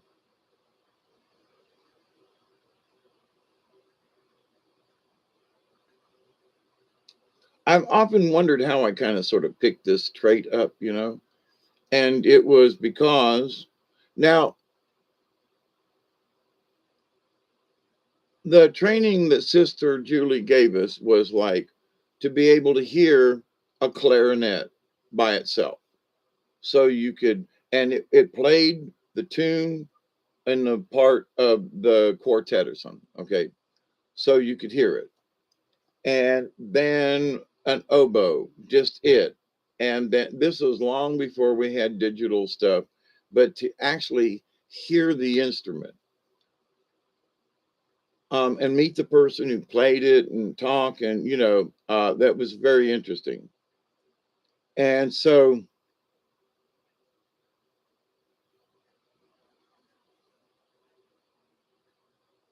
hearing the instrument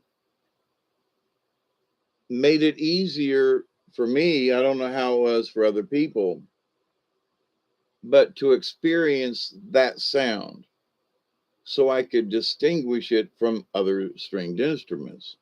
The tonal qualities and how the bow may be over the strings, the difference between a cello and a bass, or a violin or viola. So, or the different wind instruments, So, I found out that I really like the oboe, and the sound. It's like a clarinet, and I found out that I kind of sort of like clarinet, especially klezmer music for some reason. If you don't know what klezmer music is, look it up and play something just for the hell of it. But anyway, so but there are things that you have. Oh, Esty, okay, I put my glasses on. You have a good night. Thank you. Thought I just saw you standing. Um, you have well water sea standing in the kitchen. Never mind. Where were you meet your Waterloo? Never mind. Odd songs in the middle of the night, but um, I gotta say though that would be a good way for someone to um, help meditate. Would be to learn the technique of being able to separate different instruments while listening to an orchestra, and not some kind of really booming piece, but something that's not necessarily going to put you to freaking sleep, but something that is somewhere in the middle, so that you can hear drums and you can hear horns and you can hear violins where there it isn't like da da da da da da bump bump toom toom. It's not the War of 1812, or Zarathustra. You know, um, Dun, dun, da, da. That's Zarathustra. Um, Doom, doom, doom, doom, doom, doom, doom. The theme music to 2001 Space Odyssey. And I still love part of it. And I did a thing with the, if you listen to the whole War of 1812, there are parts in there that I've used for dramatic effect in sound effects. But the whole movement of the War of 1812, there's a lot of quiet places in there and ups and downs and things. And there's some, 2 minutes of melody, that, but anyway, and using bits and pieces of music over the years for sound effects and background music and other things, right? I found that if you listen to the William Tell Overture, da-da-dum, da-da-dum, da-dum, bum, bum, bum, bum, bum, bum, bum, bum, it's the Lone Ranger. And Tonto, hey, Kimosabi, you know. And I had to bring that one up for you, just for you, Barry. But if you listen to the whole movement, not just that section of of William Tell Overture, there's a lot of interesting movements and stuff. And so there are a lot of things I used in sound effects, and people say, "Where did that music come from?" And I'm like, and I think it was because in watching the old cartoons back in the day, when the music that they used, a lot of the music that they used were movements, guess what? From classical music. And if you've listened to classical music and watched the old cartoons, you'd go, "Oh my God, that's part of the William Tell Overture." And it wasn't just da da dum da da dum da da dum da da dum.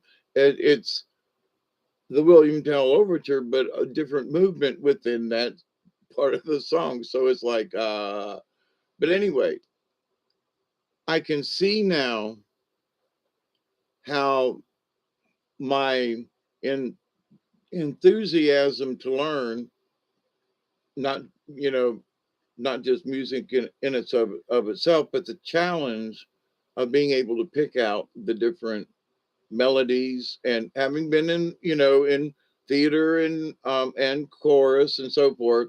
And you got to hear your part. If you're alto one, two, or three, or if you're a soprano one or two, or if you're bass or whatever. So you got to, and especially in the Alleluia chorus, Alleluia, Alleluia, Alleluia, for for the Lord God omnipotent Deus. Alleluia, Alleluia, Alleluia. And then there's, he, Alleluia, Alleluia, Alleluia. King of kings and Lord of lords. See, I still remember after all these years, some of my parts of the Alleluia chorus. And for any of you who've ever heard it, yeah, I was a little off key, but it's 3:30 in the morning, and um, I got a little dry throat. I'm a little sleepy and stoned, but the fact that I can still remember my part and the tune after all these years.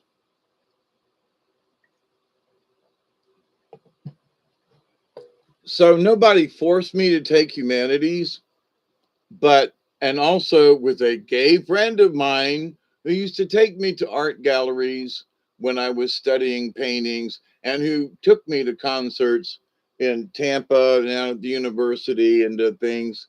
And although he was my gay friend back in the 60s, there was nothing between us in that respect.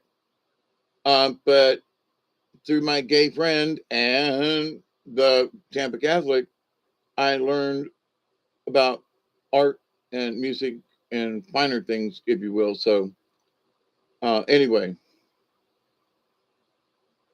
yeah, I just thought I'd throw that in there that I did have a gay friend that showed me all these. Well, let's go listen to this quartet. Well, okay. I wouldn't go by myself, but he's like, come on, okay. He didn't want to go by himself, and neither did I. But, but we were friends, and okay.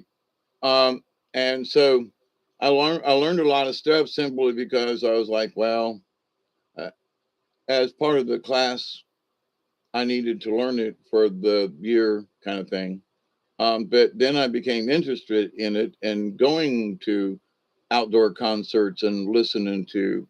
Uh, I've got a whole collection of um, Haydn, Beethoven, Bach, um, Johann Sebastian Bach, some of the um, harpsichord music that he uh, wrote, and just love it. But anyway, in junior high, I had a good voice range from bass to high notes. Yeah, I used to be able to sing falsetto. Classical music and instrumental, my favorite, then hymns. Oh my God, Steve! Growing up down here in the South, listening to some of these old, um, and I don't mean this. I mean this with respect.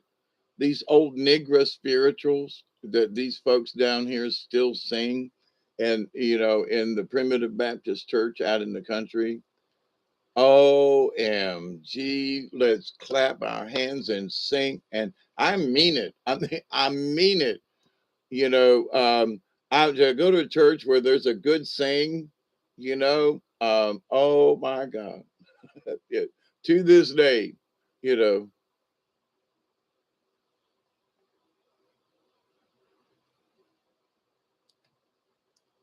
but yeah, them.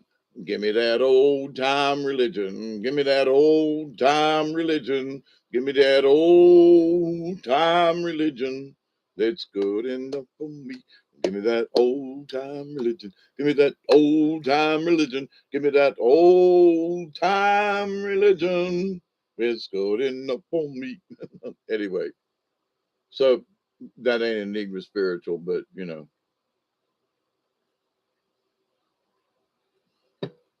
versus that some of that highbrow stuff that came out of the Anglican Church. Anyway, I guess you'd have to be there to sing it.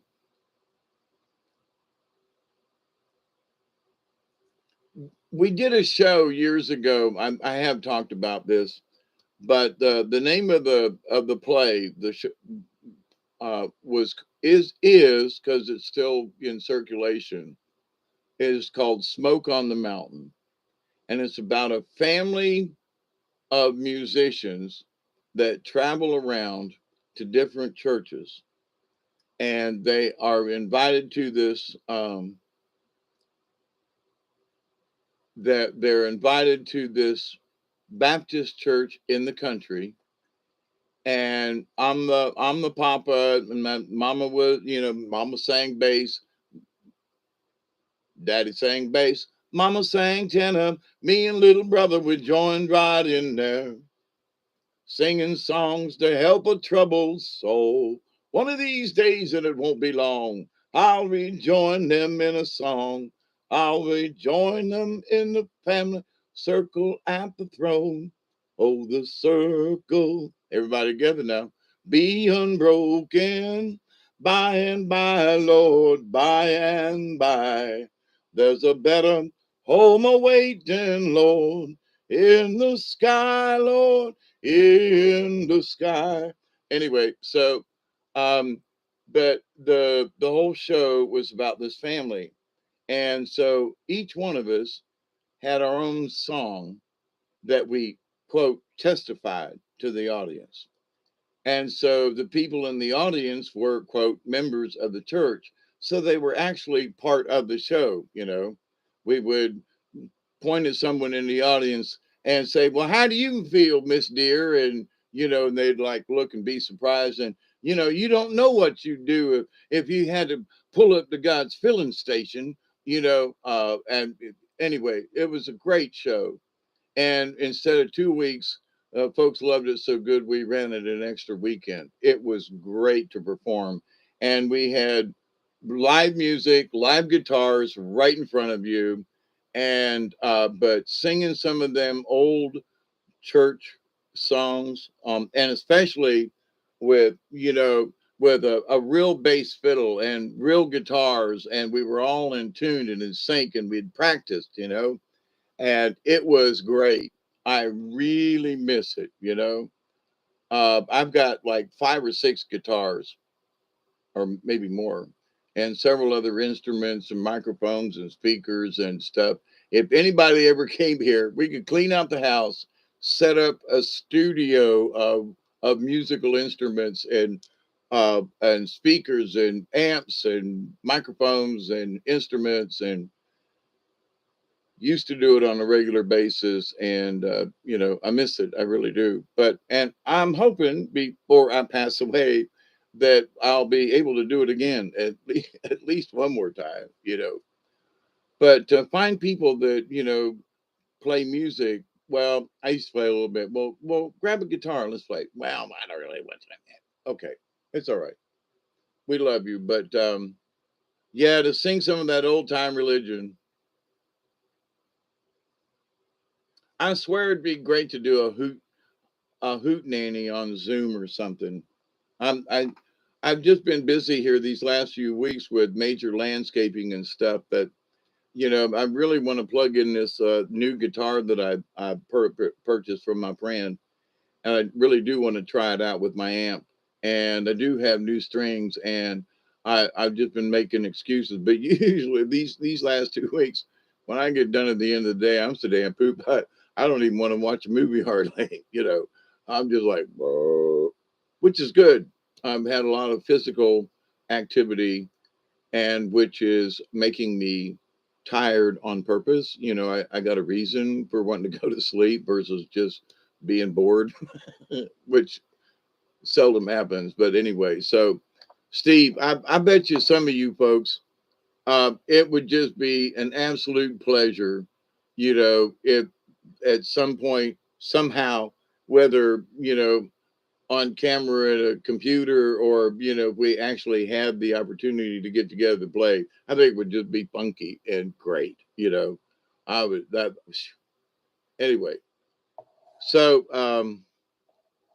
I know there's somebody up north in Illinois, I think. Somebody's talking about having a get together or something this summer. I think Barry and I were talking about earlier, and I don't think either one of us could get away long enough because of stuff we have here at the house. We need to like keep an eye on.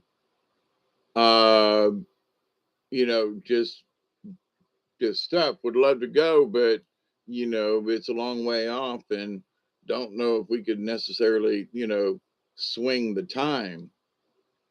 Not that we wouldn't like to participate, but anyway. But if there's anybody down here in this area, we just cleaned up a big pile of stuff. I got a big field now again that wasn't there 2 weeks ago. But um, to have a hoot nanny for people to come on we used to get together on a Saturday afternoon, evening, night, and at somebody's house, and folks would bring some chicken or hot dogs or hamburgers and buns or tater salad or something. And everybody brought their own cooler with beer or drinks or whatever, but everybody shared. And we'd bring our coolers and lawn chairs to whoever's house, brought guitars and music, and people sang and laughed, and we sat around the fire and had a great time. And I can't remember the time that it happened with all the mangled musics of people and songs and stories and energies and the live music and the camaraderie and the family and the thing. there was it was such a high that at the time we were just having a good time. I mean, we knew that it was like there were times like, man, that song really sounded good, right? And some of us played with other people in bands or on stage, or but we also played amongst us, and after playing together for a couple of years, we knew harmonies and backfills and stuff, and we got better, right? So, but the energy that was produced back then, there are still certain times in my brain and certain individuals who were playing that I remember at a certain person's house, the fire where we was sitting, and people's faces in the half light, fire's over here and this part of their face is dark, and I mean, it's just like, whoa. And it's been 50 years ago. It was before I bought this place, right? I was renting at the time. So, but to remember that the energy at these little hoot nannies we had were just fantastic. And I understand why other people are saying, I really miss those days. And the way that I really miss it, it was the energy that we kind of like we're kind of sharing now, one way, because I'm the only one that's yapping, but in that we were sharing energy at the same time and having a good time and having a bowl. And at the time I drank, so we were having a drink, and we were eating barbecue, and we were having, good home baked beans and tater salad. And we were, in the country with a good fire and a starry night. And, just wow, those were the days, my friend. Those were the days, my friend. So let's keep dancing. Let's bring out the booze and have a ball.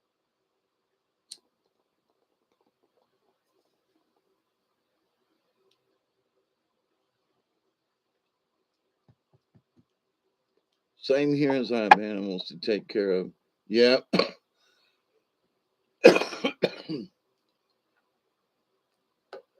I wouldn't mind it, honestly, to go visit with some folks. But one of the things that in the back of my mind that's kind of sort of happened with this clearing and everything that I've done down here on my place, in a way, it's like Now there are places where if 10 people came, there are places for them to park, or, or anyway, I was like, wow, because back in the day, we had bands here at my house set up. There was 50 people at a party and a bonfire. You could literally seen from outer space. And, piss off the neighbors for 5 miles up and down the river because it echoed, up and down this little river ravine valley here, you know, piss off people that you didn't even know, you know. And the cops came and pulled, down the driveway and were like, they got out and people are freaking out because there was like cocaine and weed and God knows what else. And they get out and they're like, hey, how you doing? In the band, we literally had a band here with speakers and the whole 9 yards on the stage. And uh, bad news was, and I thought it was cool, but they were up against the shed, had all the speakers pointed up the hill at the neighbors. And because it's downhill, it literally acts like a coliseum kind of thing where you can it's louder at the top of the hill than it is at the bottom. So the cops, I gotta say, they were nice guys and went over to the neighbors and told them to shut the fuck up because it wasn't 11 o'clock and we had till 11 o'clock to and so, but even when the music was turned down, and I mean, the cops drove down the driveway and sat in their car and listened to the guys play and went, that's not loud. Went back up to the top of the driveway, up at the road, and we're talking with the neighbors. And I was up on the road too, and I'm like, we really don't have it up loud. And the neighbors were, we could hear every word. And it's true. You can hear every word up on the top of the hill. And the cops are like, man, the acoustics are really good at your place, Dave. I'm like, yeah, ain't it though? You can hear better at the top of the hill at the driveway. Now there are trees and stuff in the way, but it basically still works the same. So uh, now when there's loud music, I point it towards the woods so it doesn't echo up the hill and it, it's still loud. I got some giant speakers, some PVs, and one Hellation amp that it'll drive it. But anyway, so and a large selection of music. But anyway, um, and then there's all the speakers and amps and guitars and stuff too. But back in the day, yeah. So my place has been special as far as the acoustics here, and I have just been like really proud. But I haven't been able to use it over the years because the lockdown and the people that I know that play music are dead or gone or don't play anymore. Or, all the excuses, all the above. But I ain't giving up. I still wish it. And I know that there are some people who do play, but they were like, well, I don't know if I'd go down there and play with that old hippie or not.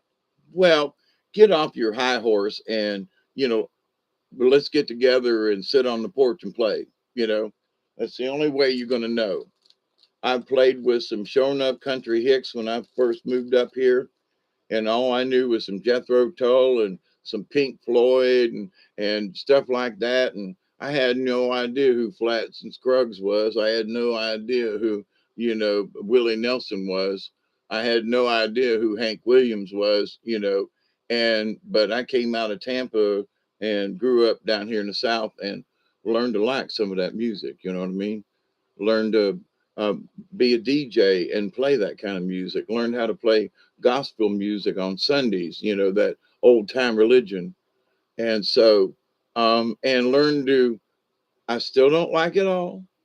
There's still some that's still too nasal, twangy for me to listen to in like, here don't this time, man, it don't fire.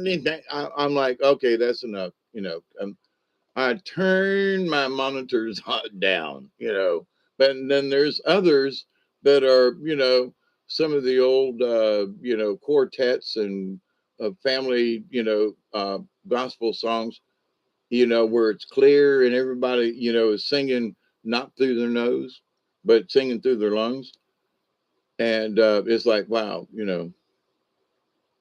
But anyway, yeah, there are some songs, I just call them nasal twang because they're singing through their nose like this, and you go, and Lord have mercy, and it's only, okay, it's like, all right, quit, unpinch your nose, you know, and sing with your lungs, and because they can keep a melody and their tonal quality is fair to good, but that nasal slang they throw in there, oh Lord have mercy, please.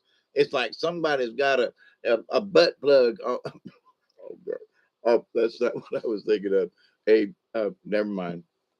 Never mind. I just I've lost it by myself. But anyway, so I've been yakking enough now. It's been another 2 hours and 16 minutes, and it's almost 4 o'clock, but I got stuff I got to do, and I'm getting tired. And I would stick for a 20, but what I'm going to do is say, hey, let's do one early. Hey, Dane, how are you? Diane, Diane, D, I missed. But anyway,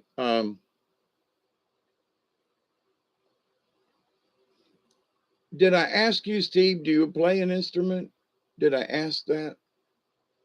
And if so, what? Or could you pretend? Because I don't know of anybody offhand that I could say, hey, let's you and me,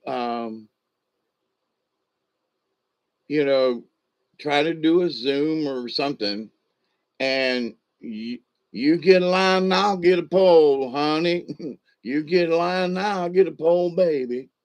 You get a line, I get a pole. We'll go fishing in the crawdad hole, honey, oh babe of mine. But see if we could pick a song,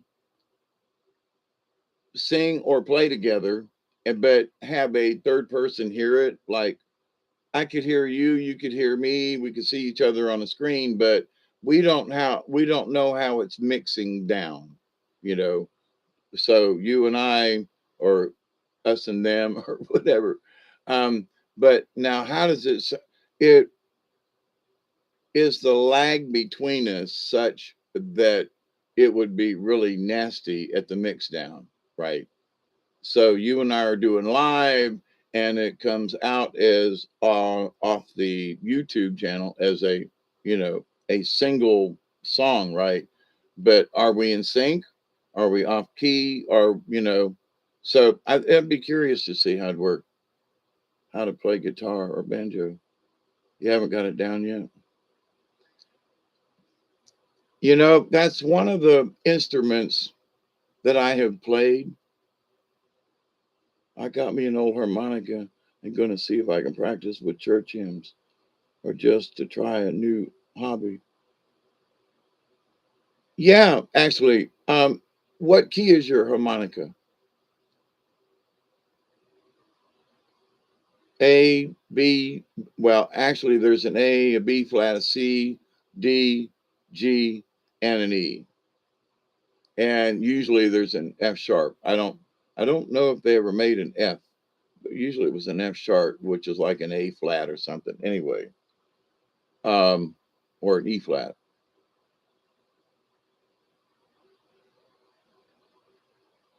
Oh, a C. Um,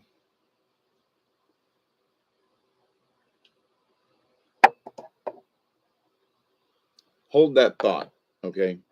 Because I got my C harp right over here. So count to 10. Tempo. I should send my dog outside because he's going to wail.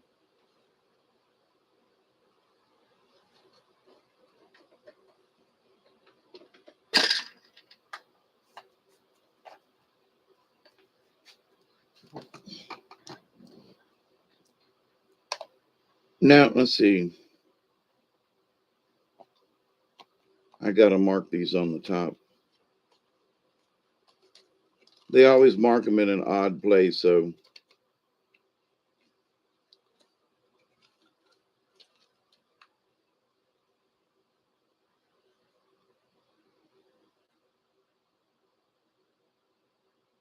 well, I got it right off the bat. Let's see if Duggar can hold his ears.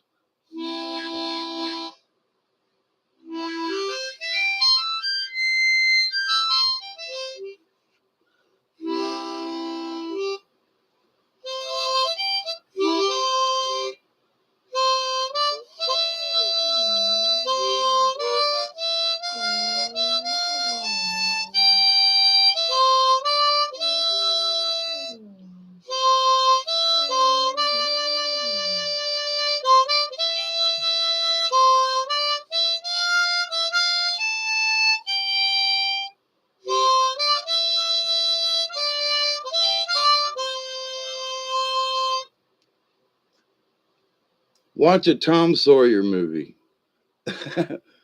um, think about, listen to Civil War song like "Oh My Sun Shines Bright on My Old Kentucky Home." Those are tunes that were played on a harp. You know what I mean? And so if you're having trouble like playing a song, then pick a tune like "Down by the River" or something, and an old harmonica tune rather than trying to be jazzy right away. Did you hear Duggar in the background moaning? you know. So a C harp is, I think I've got a D. I've got a C, a G, and a D, I think. Let me double check. This is gonna drive Duggar nuts, but that's okay. I bought these things to play, and because it bugs him, I don't play. And I bought them to play, you know what I mean? So there's a C. Now the next one in line would be a D. So as far as A, B, C, D, right? So, but this is a higher note. So,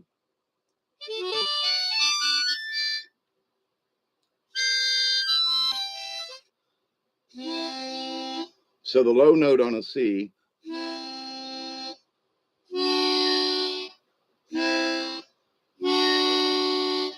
So lower in note, like if you're on a piano, down here, up here, up here, up here.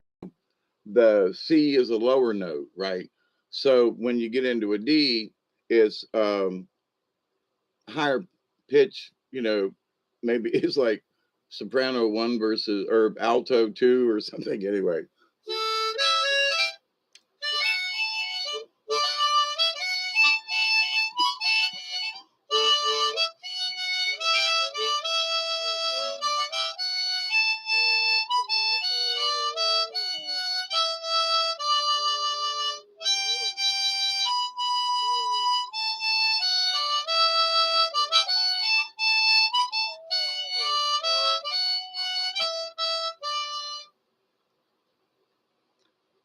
Now you learn a basic tune, so you learn which ones you blow in and which ones you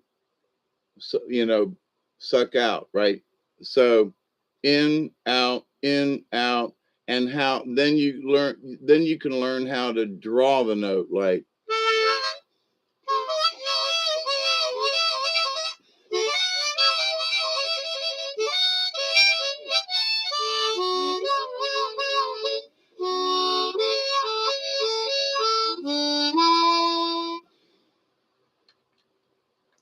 or on the C would be.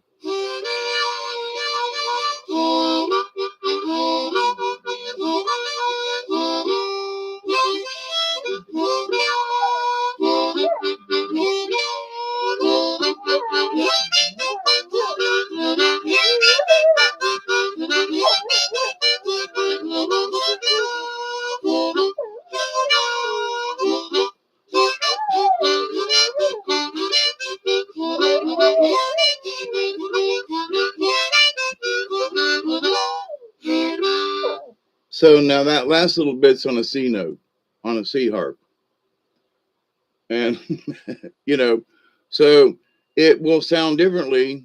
That same little riff on a D harp, which is a different frequency. It also, the same holes don't do the same thing.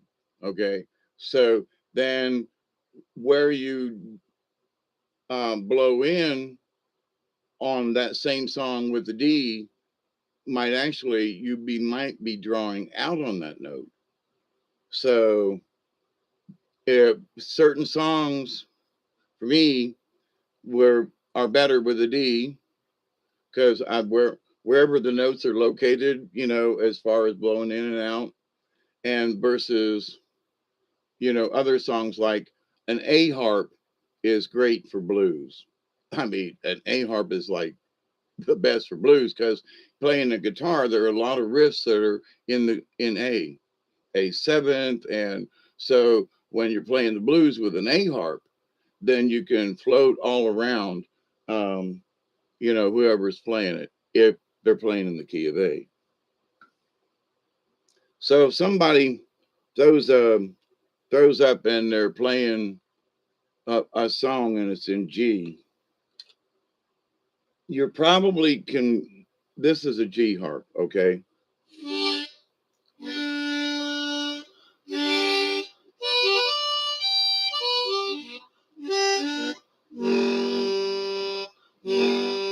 Hear that really low froggy note.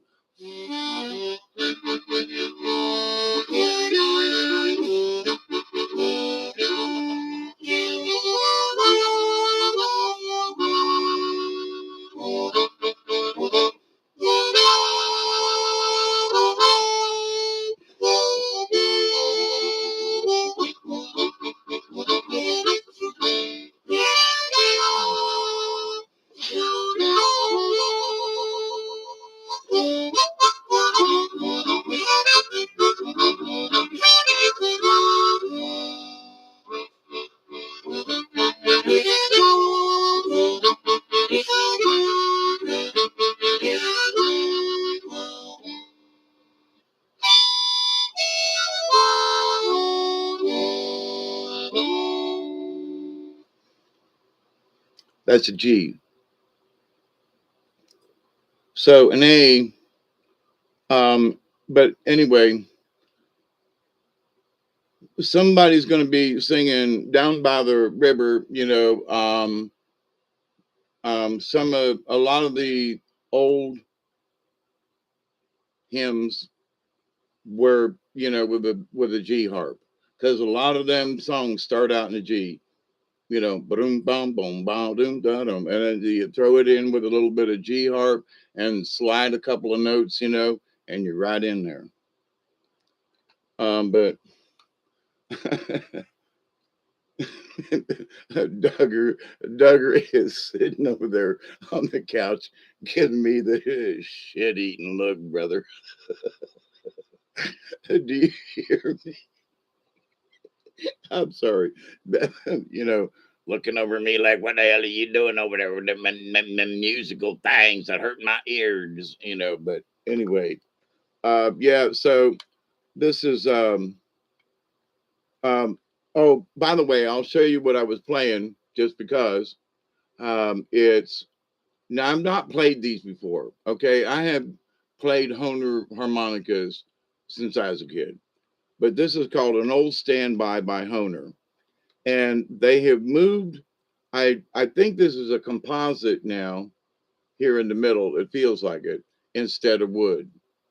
And I gotta say that I'm like, well, I don't know if this composite stuff, everything's a composite. What about wood and stuff? Well, here's the thing. My wooden harmonicas, which I cannot find, and I had one in every key plus. Um, I'm still hoping to find that bag of harmonicas, but um,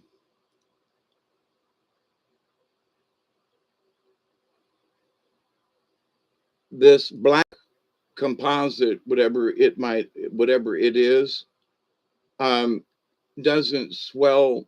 with humidity and kind of throw it out of tune.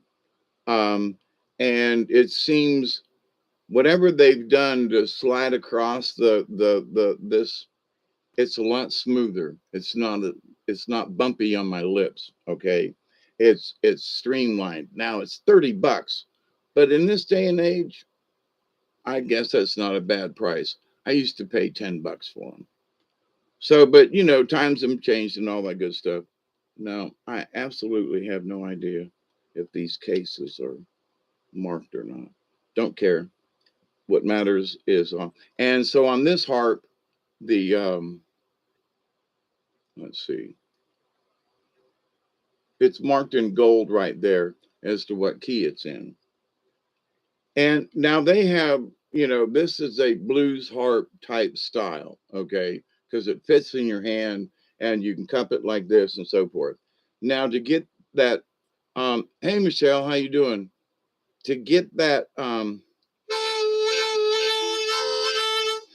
using my mouth and my tongue and I'm doing the wow, wow, wow, wow, wow. You're kind of doing the with your mouth and your tongue.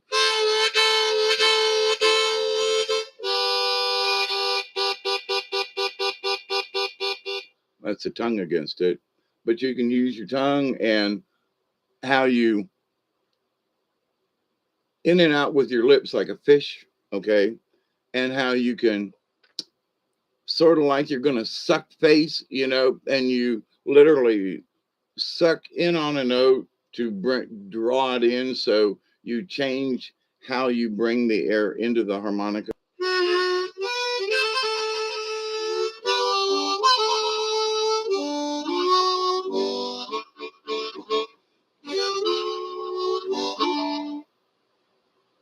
Train, train, move me on out of this town.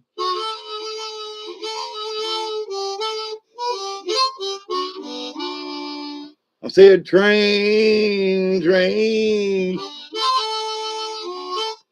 move me on out of this town.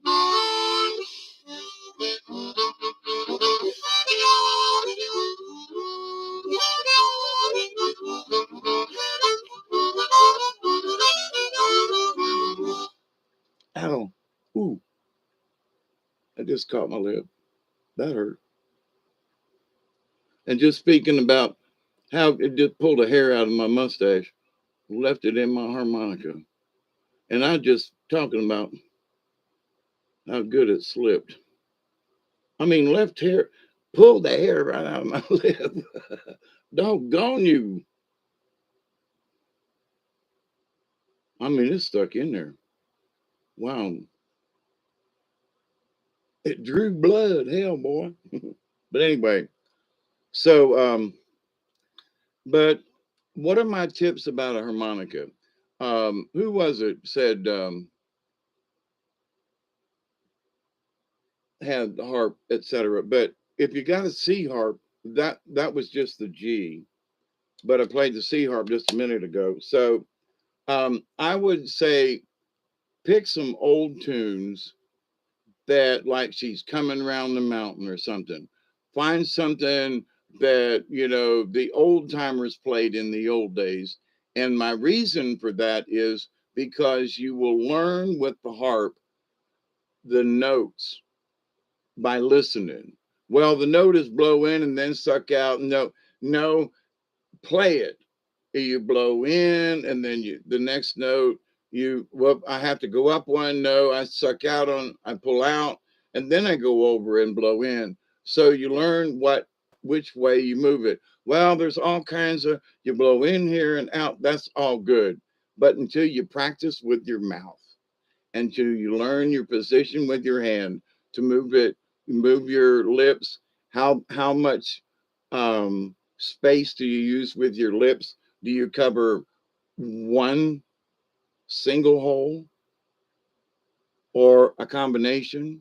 You can play a single note and draw through the other, so it's a clear note, draw note, you know, simply by how you position your mouth over the holes. You can look at a piece of paper and listen to stuff all day long, but until you pick the dang thing up and put it to your mouth and learn a simple song, don't get frustrated. If it pisses you off, put it down because it's supposed to be fun. And you say, well, I wish I knew how to play that song. Well, some of the, when these different keys, sometimes your harmonica simply doesn't have the note you want.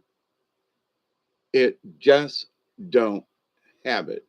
Playing the Native American flute when you're playing Will the Circle Be Unbroken, there's a note that is it's either a sharp or a flat, but it ain't in there. It's not in the flute. You can twist a note, and everybody that I've ever watched or listened to who plays the song um, fudges the note that isn't physically able to be played on the instrument. So, same thing with these harps. There are some tunes that the harp simply doesn't have every key that you need. Okay, I mean on the keyboard, you want to go to an A flat or an A sharp or something or a C sharp, it ain't there on. Now I can't tell you specifically which harmonica because it's been a while since I played one. I mean it's been years since I played these harps. So I thank you for listening. But with the song, that's overblow for two, right?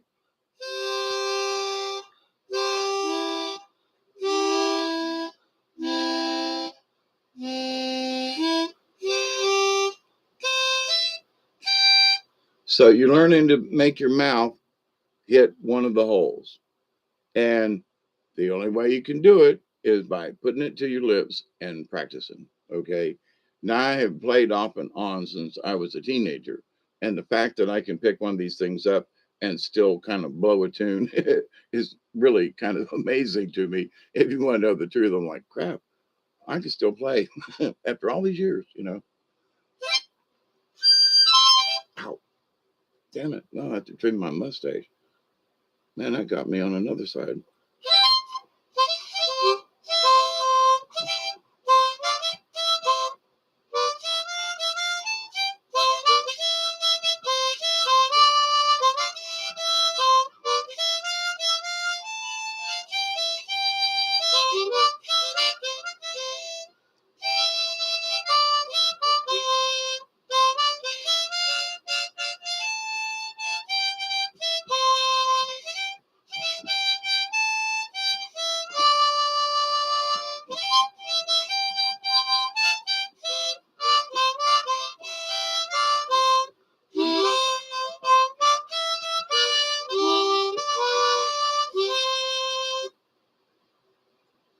There was three different songs in that tune that I was hearing from the different melodies of old church songs and stuff.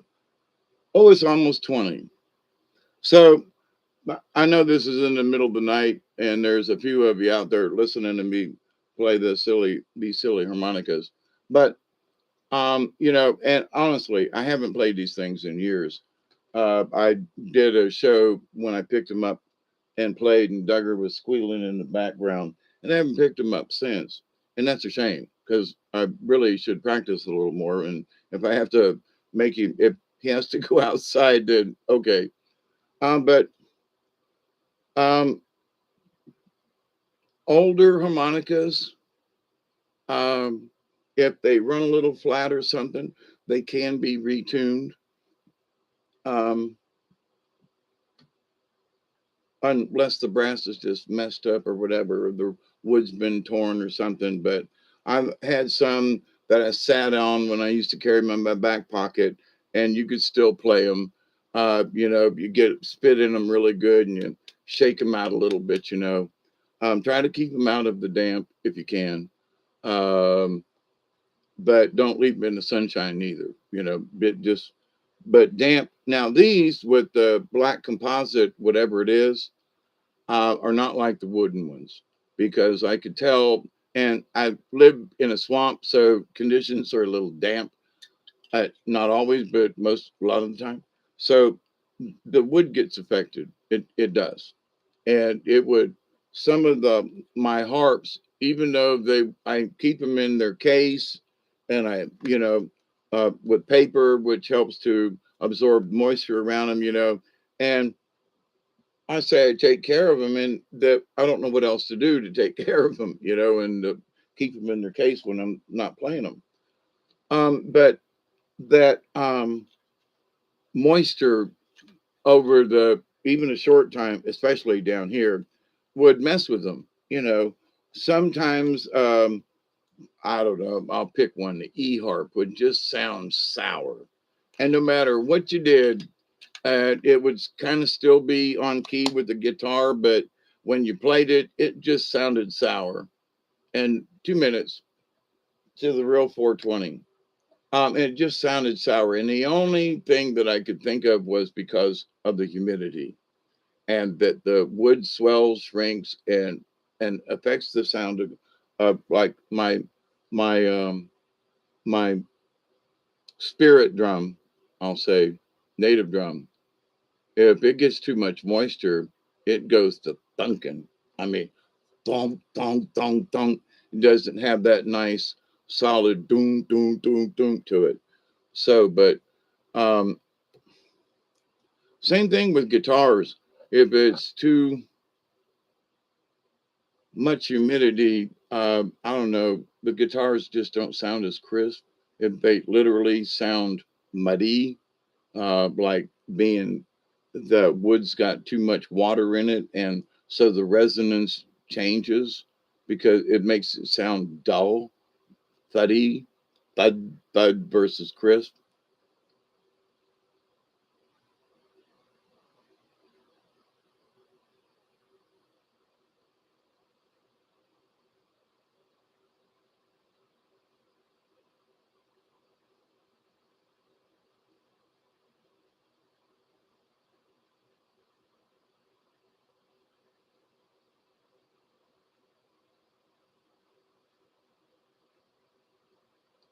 There's an outside noise in the neighborhood.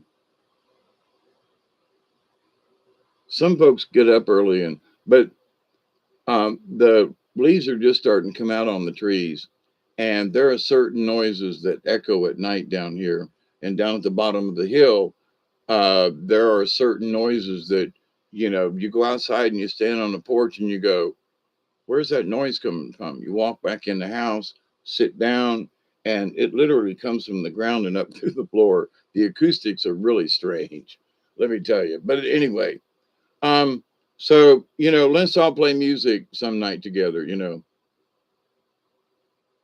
Playing music tonight. Let's do a hoot nanny. Somebody. I'd like to see what uh maybe a harmonica and a guitar would sound like. Yes, 420. I'm ready, packed and ready. So let's all go to the Dairy Queen.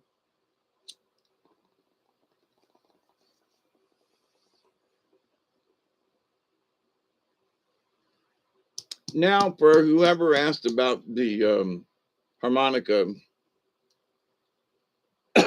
you got a C harp now. I've got a now. They didn't have an A harp at the pawn shop where I most get my guitar strings and such. But that will be my next key, the A, because of its ability to get down in with certain blues tunes. The D harp would be if you're going to be playing bluesy type stuff, will help. Where the C and the G, not so much. If you're playing Sweet Home Alabama, you'd be playing with the G harp, I think, or it's the C. Okay. So, but if you're playing another tune, then you'd be playing with an A harp or a D. All right. Because of the key that it's in. And so there are folks who say, I'm old friend of mine, cocky and like blah blah blah blah. Okay, he goes, Dave, you only need one harp, and I was like, okay, you know, and it's true. Um, you can pick notes out of any key of harmonica, but if you were like looking for a, um, if you're looking for C on the piano, but it's, the next lower down from middle C. So you want a lower C, but all you got is above the next C above middle C on the piano as far as where you are in tune, right? So you get the note, but it ain't really what you want, you know? So you could play Sweet Home Alabama with a B flat, but there'd only be certain notes that would hit the key notes, whereas the G harp, you're playing in G and C, so those notes are already built into the C or G harp, whereas B flat or an E, not so much, you know.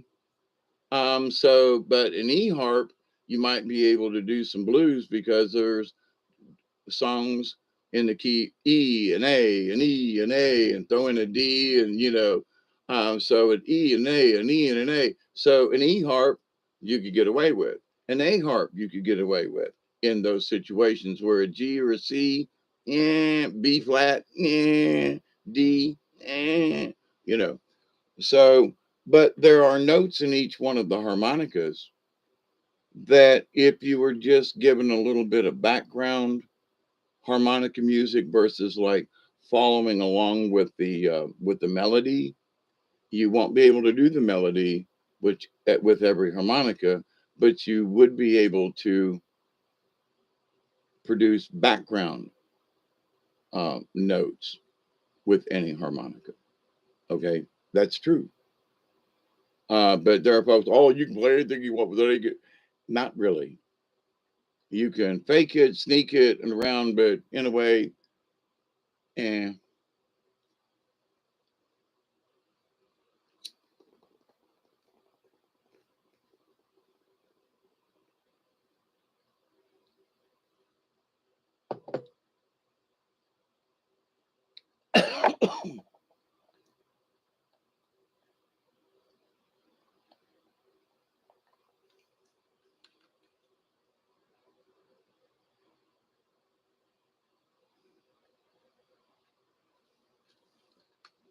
I can't stand it. He's just going to have to be pissed.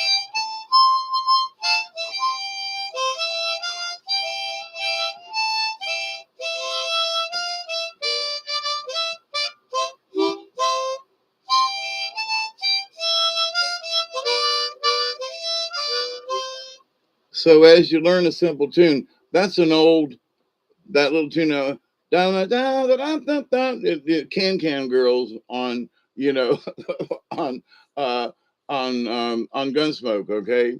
It's an old tune. But to pick it out slowly, then to jazz it up, you learn how to pick up speed just a little bit, in one spot or another. So, but the biggest thing with any instrument, even with your own voice, is to practice. Don't overdo it, but practice. And so I'm like, I put this up twice and I had to pull it back out. It was like, once I get to playing, I'm like, damn it, man, it's been so long since I've been, played my harp and played music. And I got one of them gizmos that you go around your neck where you can play in music, play the harp along with the guitar. And And so, I used to do old Bob Dylan tunes, How many roads must a man walk down?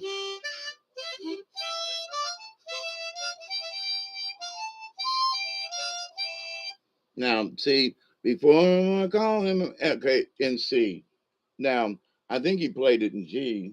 So let me do the same song and drop down to the G. The answer, my friend, is blowing in the wind. Yeah, all right, this is a G harp because that's more where it was at.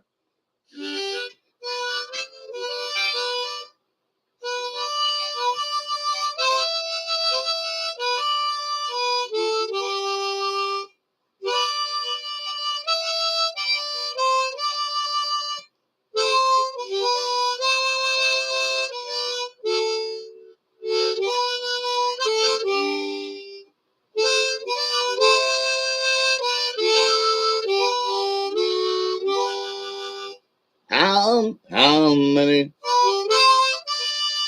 How many?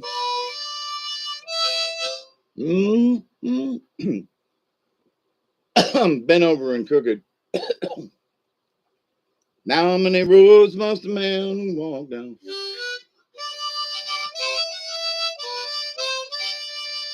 The answer, my friend, is blowing in the wind.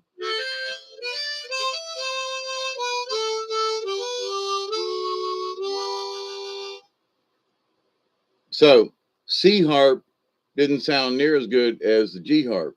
So there are some songs where, yeah, okay, you can play with that harp, but the G sounds better.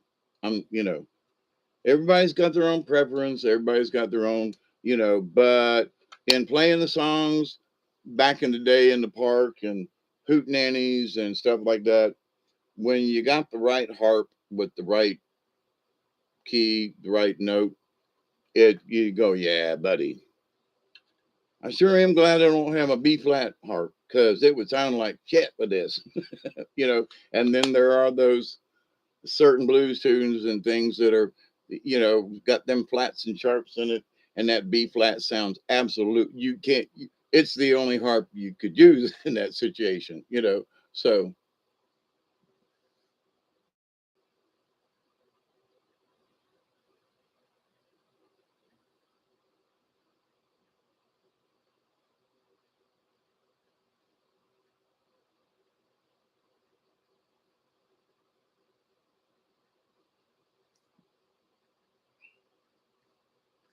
I hope you all are doing as best as possible under the circumstances.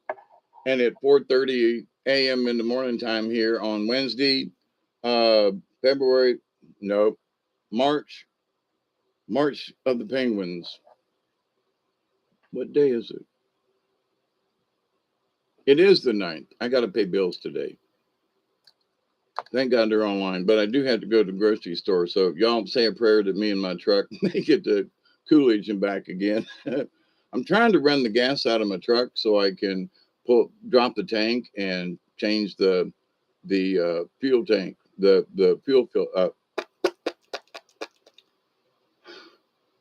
fuel pump. There we go. But anyway, I'm going to do this little bowl here with you and wish you all good morning, good afternoon, and good night.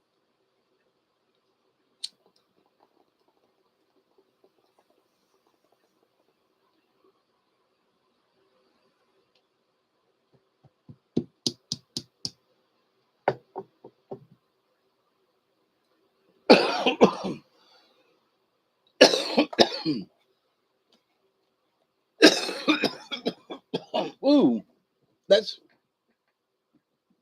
that was an unmarked car that got me right there.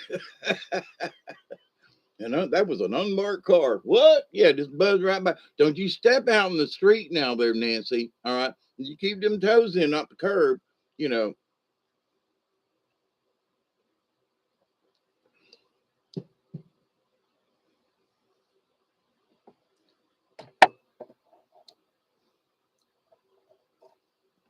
I have this weird feeling that in about 5 days now, it, I just realized that when I said the 5, that that would make it the 14th. Hmm. And there are some ET folks out there that are saying the 14th of March.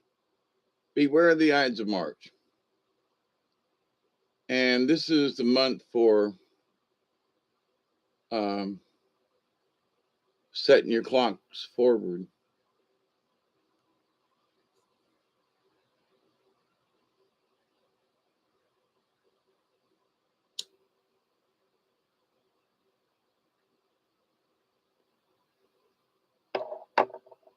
And I don't know if ET has anything to do with it. Not a clue. I just realized that my saying in about 5 days or so, oh crap, that'd put about around the 14th, wouldn't it? I was not counting days, and I just said it's today's the 9th. So 5 more days. Well, ain't that the 14th? But it just seems like maybe that it's just springtime and we're coming in out of the winter cycle and into the spring. And maybe I'm just feeling spring and the swing of the earth. And because let me tell you, there's been some earth wobble here, something weird the other night. Me and Doug are going outside. Now that all these trees and stuff are gone and it's so different, it's like I have been transported in a twilight zone where the spot right around the house here is the same junky little spot, and everywhere else around me has changed, but it's still my property. So I'm like living in my old reality with the new reality just beyond it. Well, it's really weird. I mean, really weird. And the fact that I just look out the window and go, what? Yeah, this is still my house, but it's different out there. It's not different, but it is, but it ain't. But so it's a really weird mind warp. It's interesting, but with that said, it is kind of sort of elicited odd thoughts in my head. Like I have looked out this window for the last 15 to 20 years, and it has looked like that. Now I look out the same window that I've looked out for 20 years. It's the same window, it's the same yard, but it don't look like that no more. And it ain't, it's going to be different from here on out. So same window, same view, but it ain't. So it's just interesting. It's like if there was a tree in your yard that you played in as a kid and blah blah blah, and the house was so used to having a tree there, and then a storm comes along and knocks the tree over, and it changes the whole. Because it happened to our house down in Florida when I was a kid, that the trees got knocked down and it changed the whole aura of the front yard and everything. And of course, it was shaded different, but it just felt different too, looked different, the whole 9 yards. So when your view changes, as you know, okay, the trees are down, the view is different. Has anything really changed? You know, house the same, the windows, looking out the windows, seeing the grass, seeing the trees just beyond, and then up the hill where we took out the big trees. Um, but has anything changed? Well, when you go out there, the big trees are gone.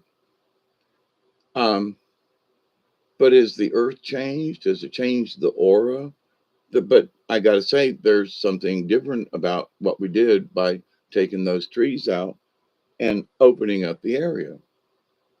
Um, I have yet to explain it because I'm still experiencing it. And then when I burned the backyard so much on Saturday, that's a whole different story in and of itself. But last week, temperature in the 80s, but this week in the 30s or lower.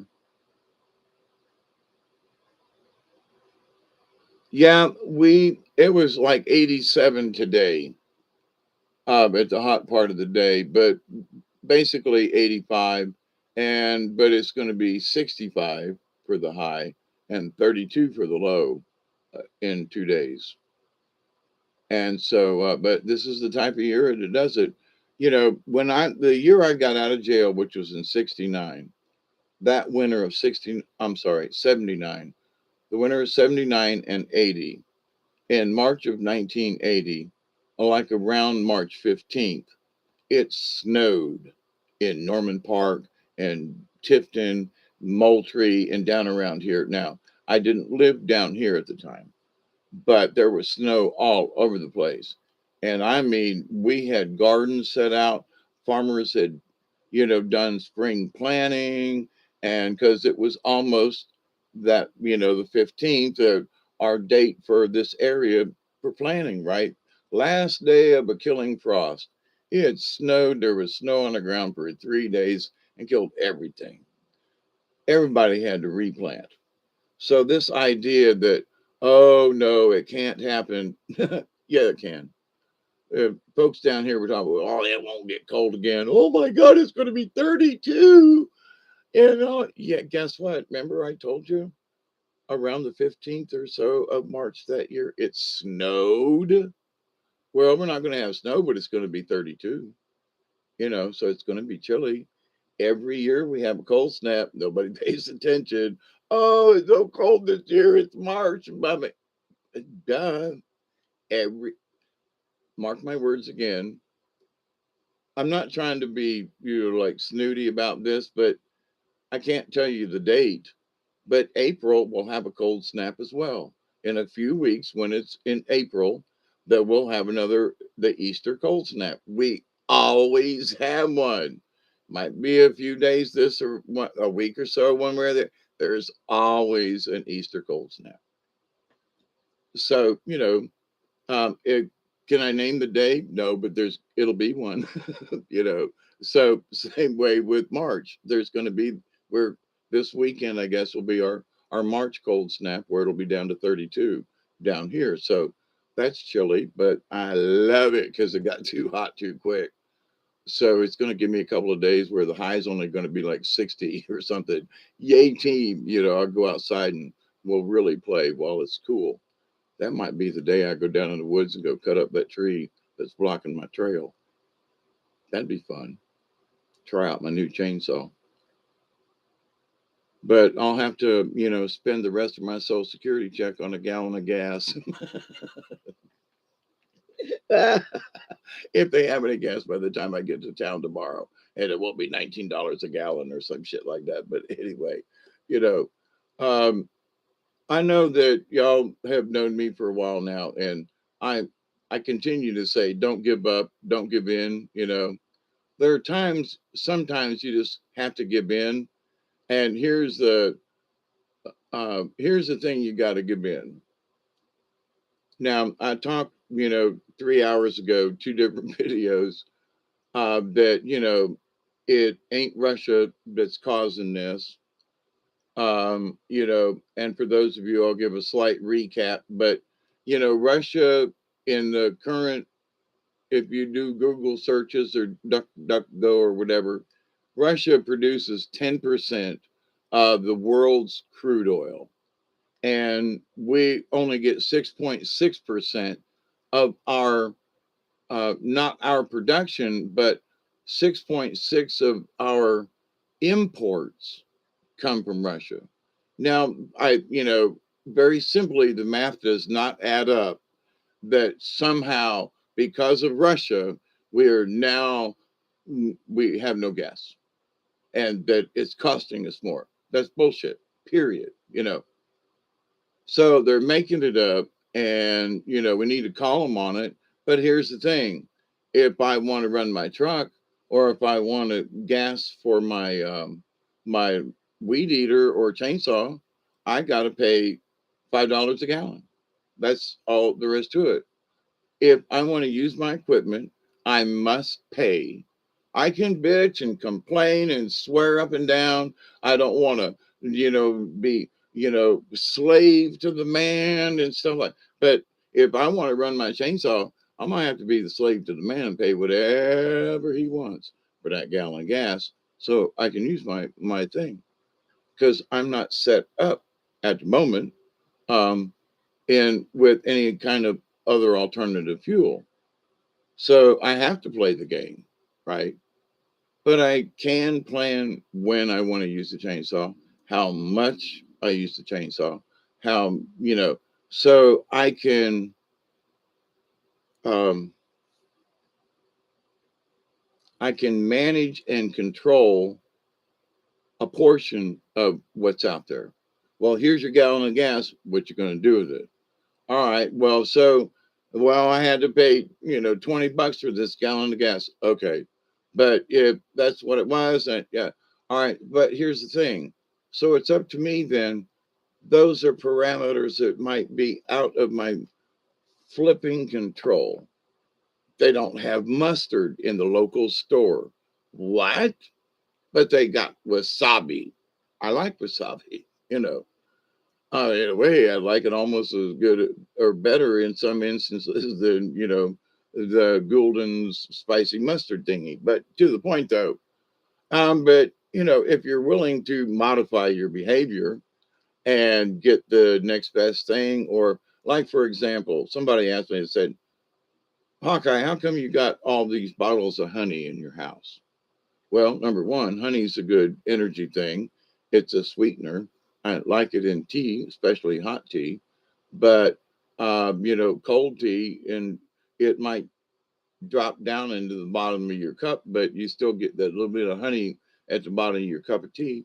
And if you ran out of sugar, I don't really like honey and coffee, but with a certain amount, it will.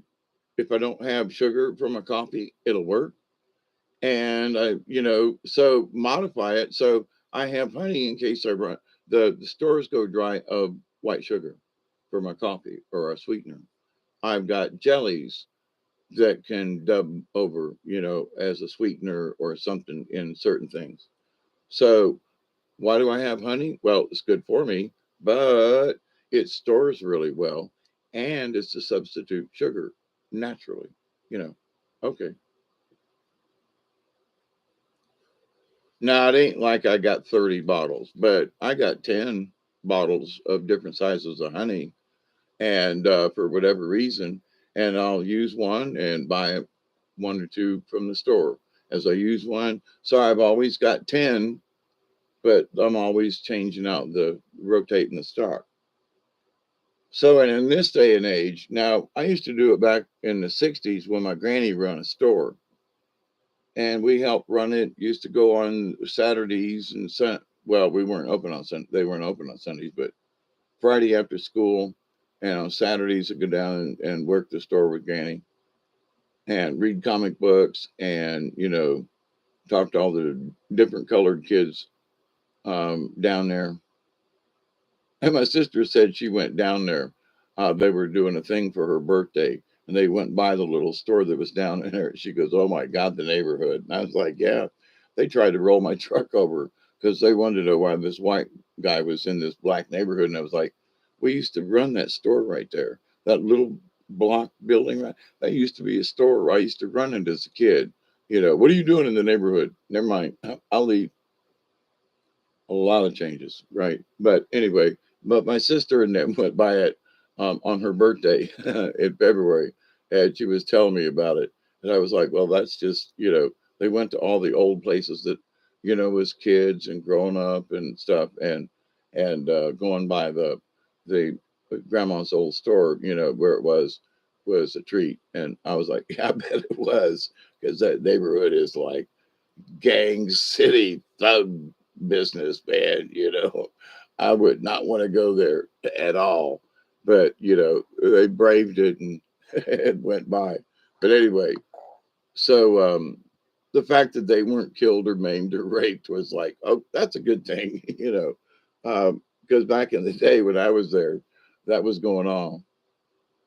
I remember sealing off oil and gas wells back in this a little in the 80s.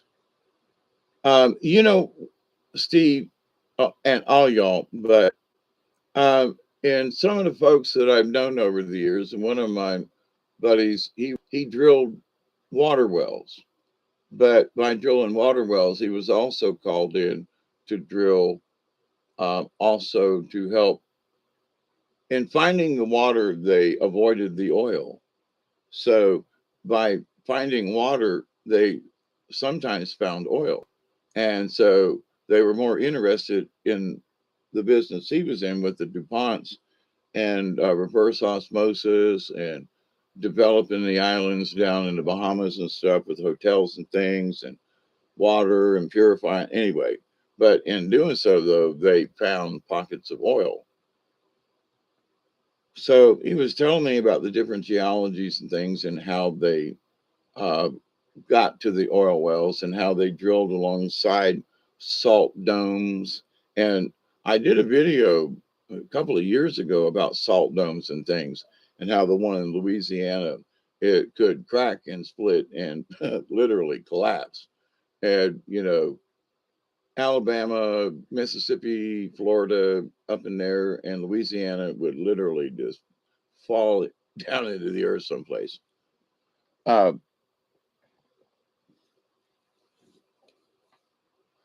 But what they found was the wells that they capped off.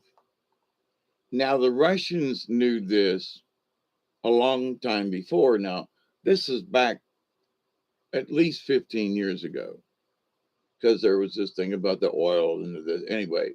But the Russians had reported that if they didn't pump the well dry, if they pumped it for like, say, 15 days a month, okay, but after 15 days and then going back to pumping again, they found out that the well had filled back up. So in some places in the Gulf that they thought had dried up, they have gone back in and reopened the pumps and found that guess what? Oil has seeped back in to some of these places that were before dry wells. So they've got these oil rigs that are more portable than not. And I had a few friends of mine that work. A couple of them worked on different rigs for different companies, but they still worked in the oil business. And they were talking about how this one rig would its job was to go over closed wells and find out how much oil had seeped back in. So the Russians had found out that if they just regulated the amount of oil they took out of their existing wells and regulated that the wells would fill back up so they weren't running dry. So, and then the Americans like knew this but didn't tell anybody.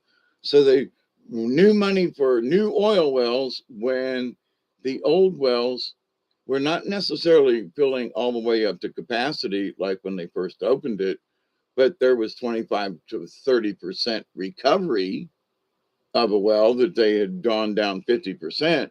So you draw it down 50%, but you get 30 back by waiting a few days, by waiting a month or sometimes longer. It depends on where the well was drilled and how much oil and the pressure and all that.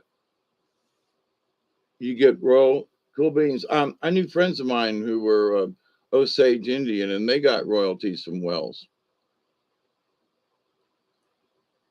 Yeah, right, Steve. So, but the thing is that they don't tell that to the public, though, is my point.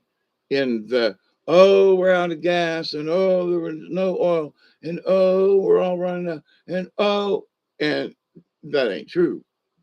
You see, part of this whole conversation of being lied to in front of us, and, so the brainwashing. Why did gas jump up? Because they wanted it to. Are we under any kind of strict restrictions where we're out of gas or anything? No. There may be some truckers that are driving around the belt in DC and participating in other things, and there may not be delivery of certain types of gas or whatever. I have not heard of any refineries shutting down or anything. Some of the refineries are running slower because of lack of manpower, and storm damage and other things. They're recovering, and But this idea that somehow that we're out of gasoline or oil is just absurd. And the fact that they jacked the price up is even more absurd. And, but what is, what can we do about it? Well, then we take this little time and we go, all right, well, I don't travel much anyway myself, but if I were traveling and my truck was running better and I was just running around, I would stop and think, you know what? I'm not going to run around. I'm not going to buy more gasoline at this price unless I absolutely want to, have to go someplace. Not a problem. But instead of just being wanting to go recreate or go down to Florida and visit relatives or something, well, I'm going to postpone that because I'm not going to play that game to where I'm going to pay twice as much to be able to go visit relatives because I'm on limited income. So, but at the same time, though, that's my own little personal way of dealing with what they dealt us, right? So we just need to not get upset. Yes, it's pissing a bunch of people off. Yes, it's cutting into our extra money if we had any. And yes, they're piss ants for doing it. But what we don't let them get is our hopes. We just go, okay. For me, I've been through the gas crisis of the 70s, the gas crisis of this one, and here we go again. This ain't a crisis. It's man made. We can see it. Just hunker down, do the best we can, and I'll see you next time, right? I used service after high school.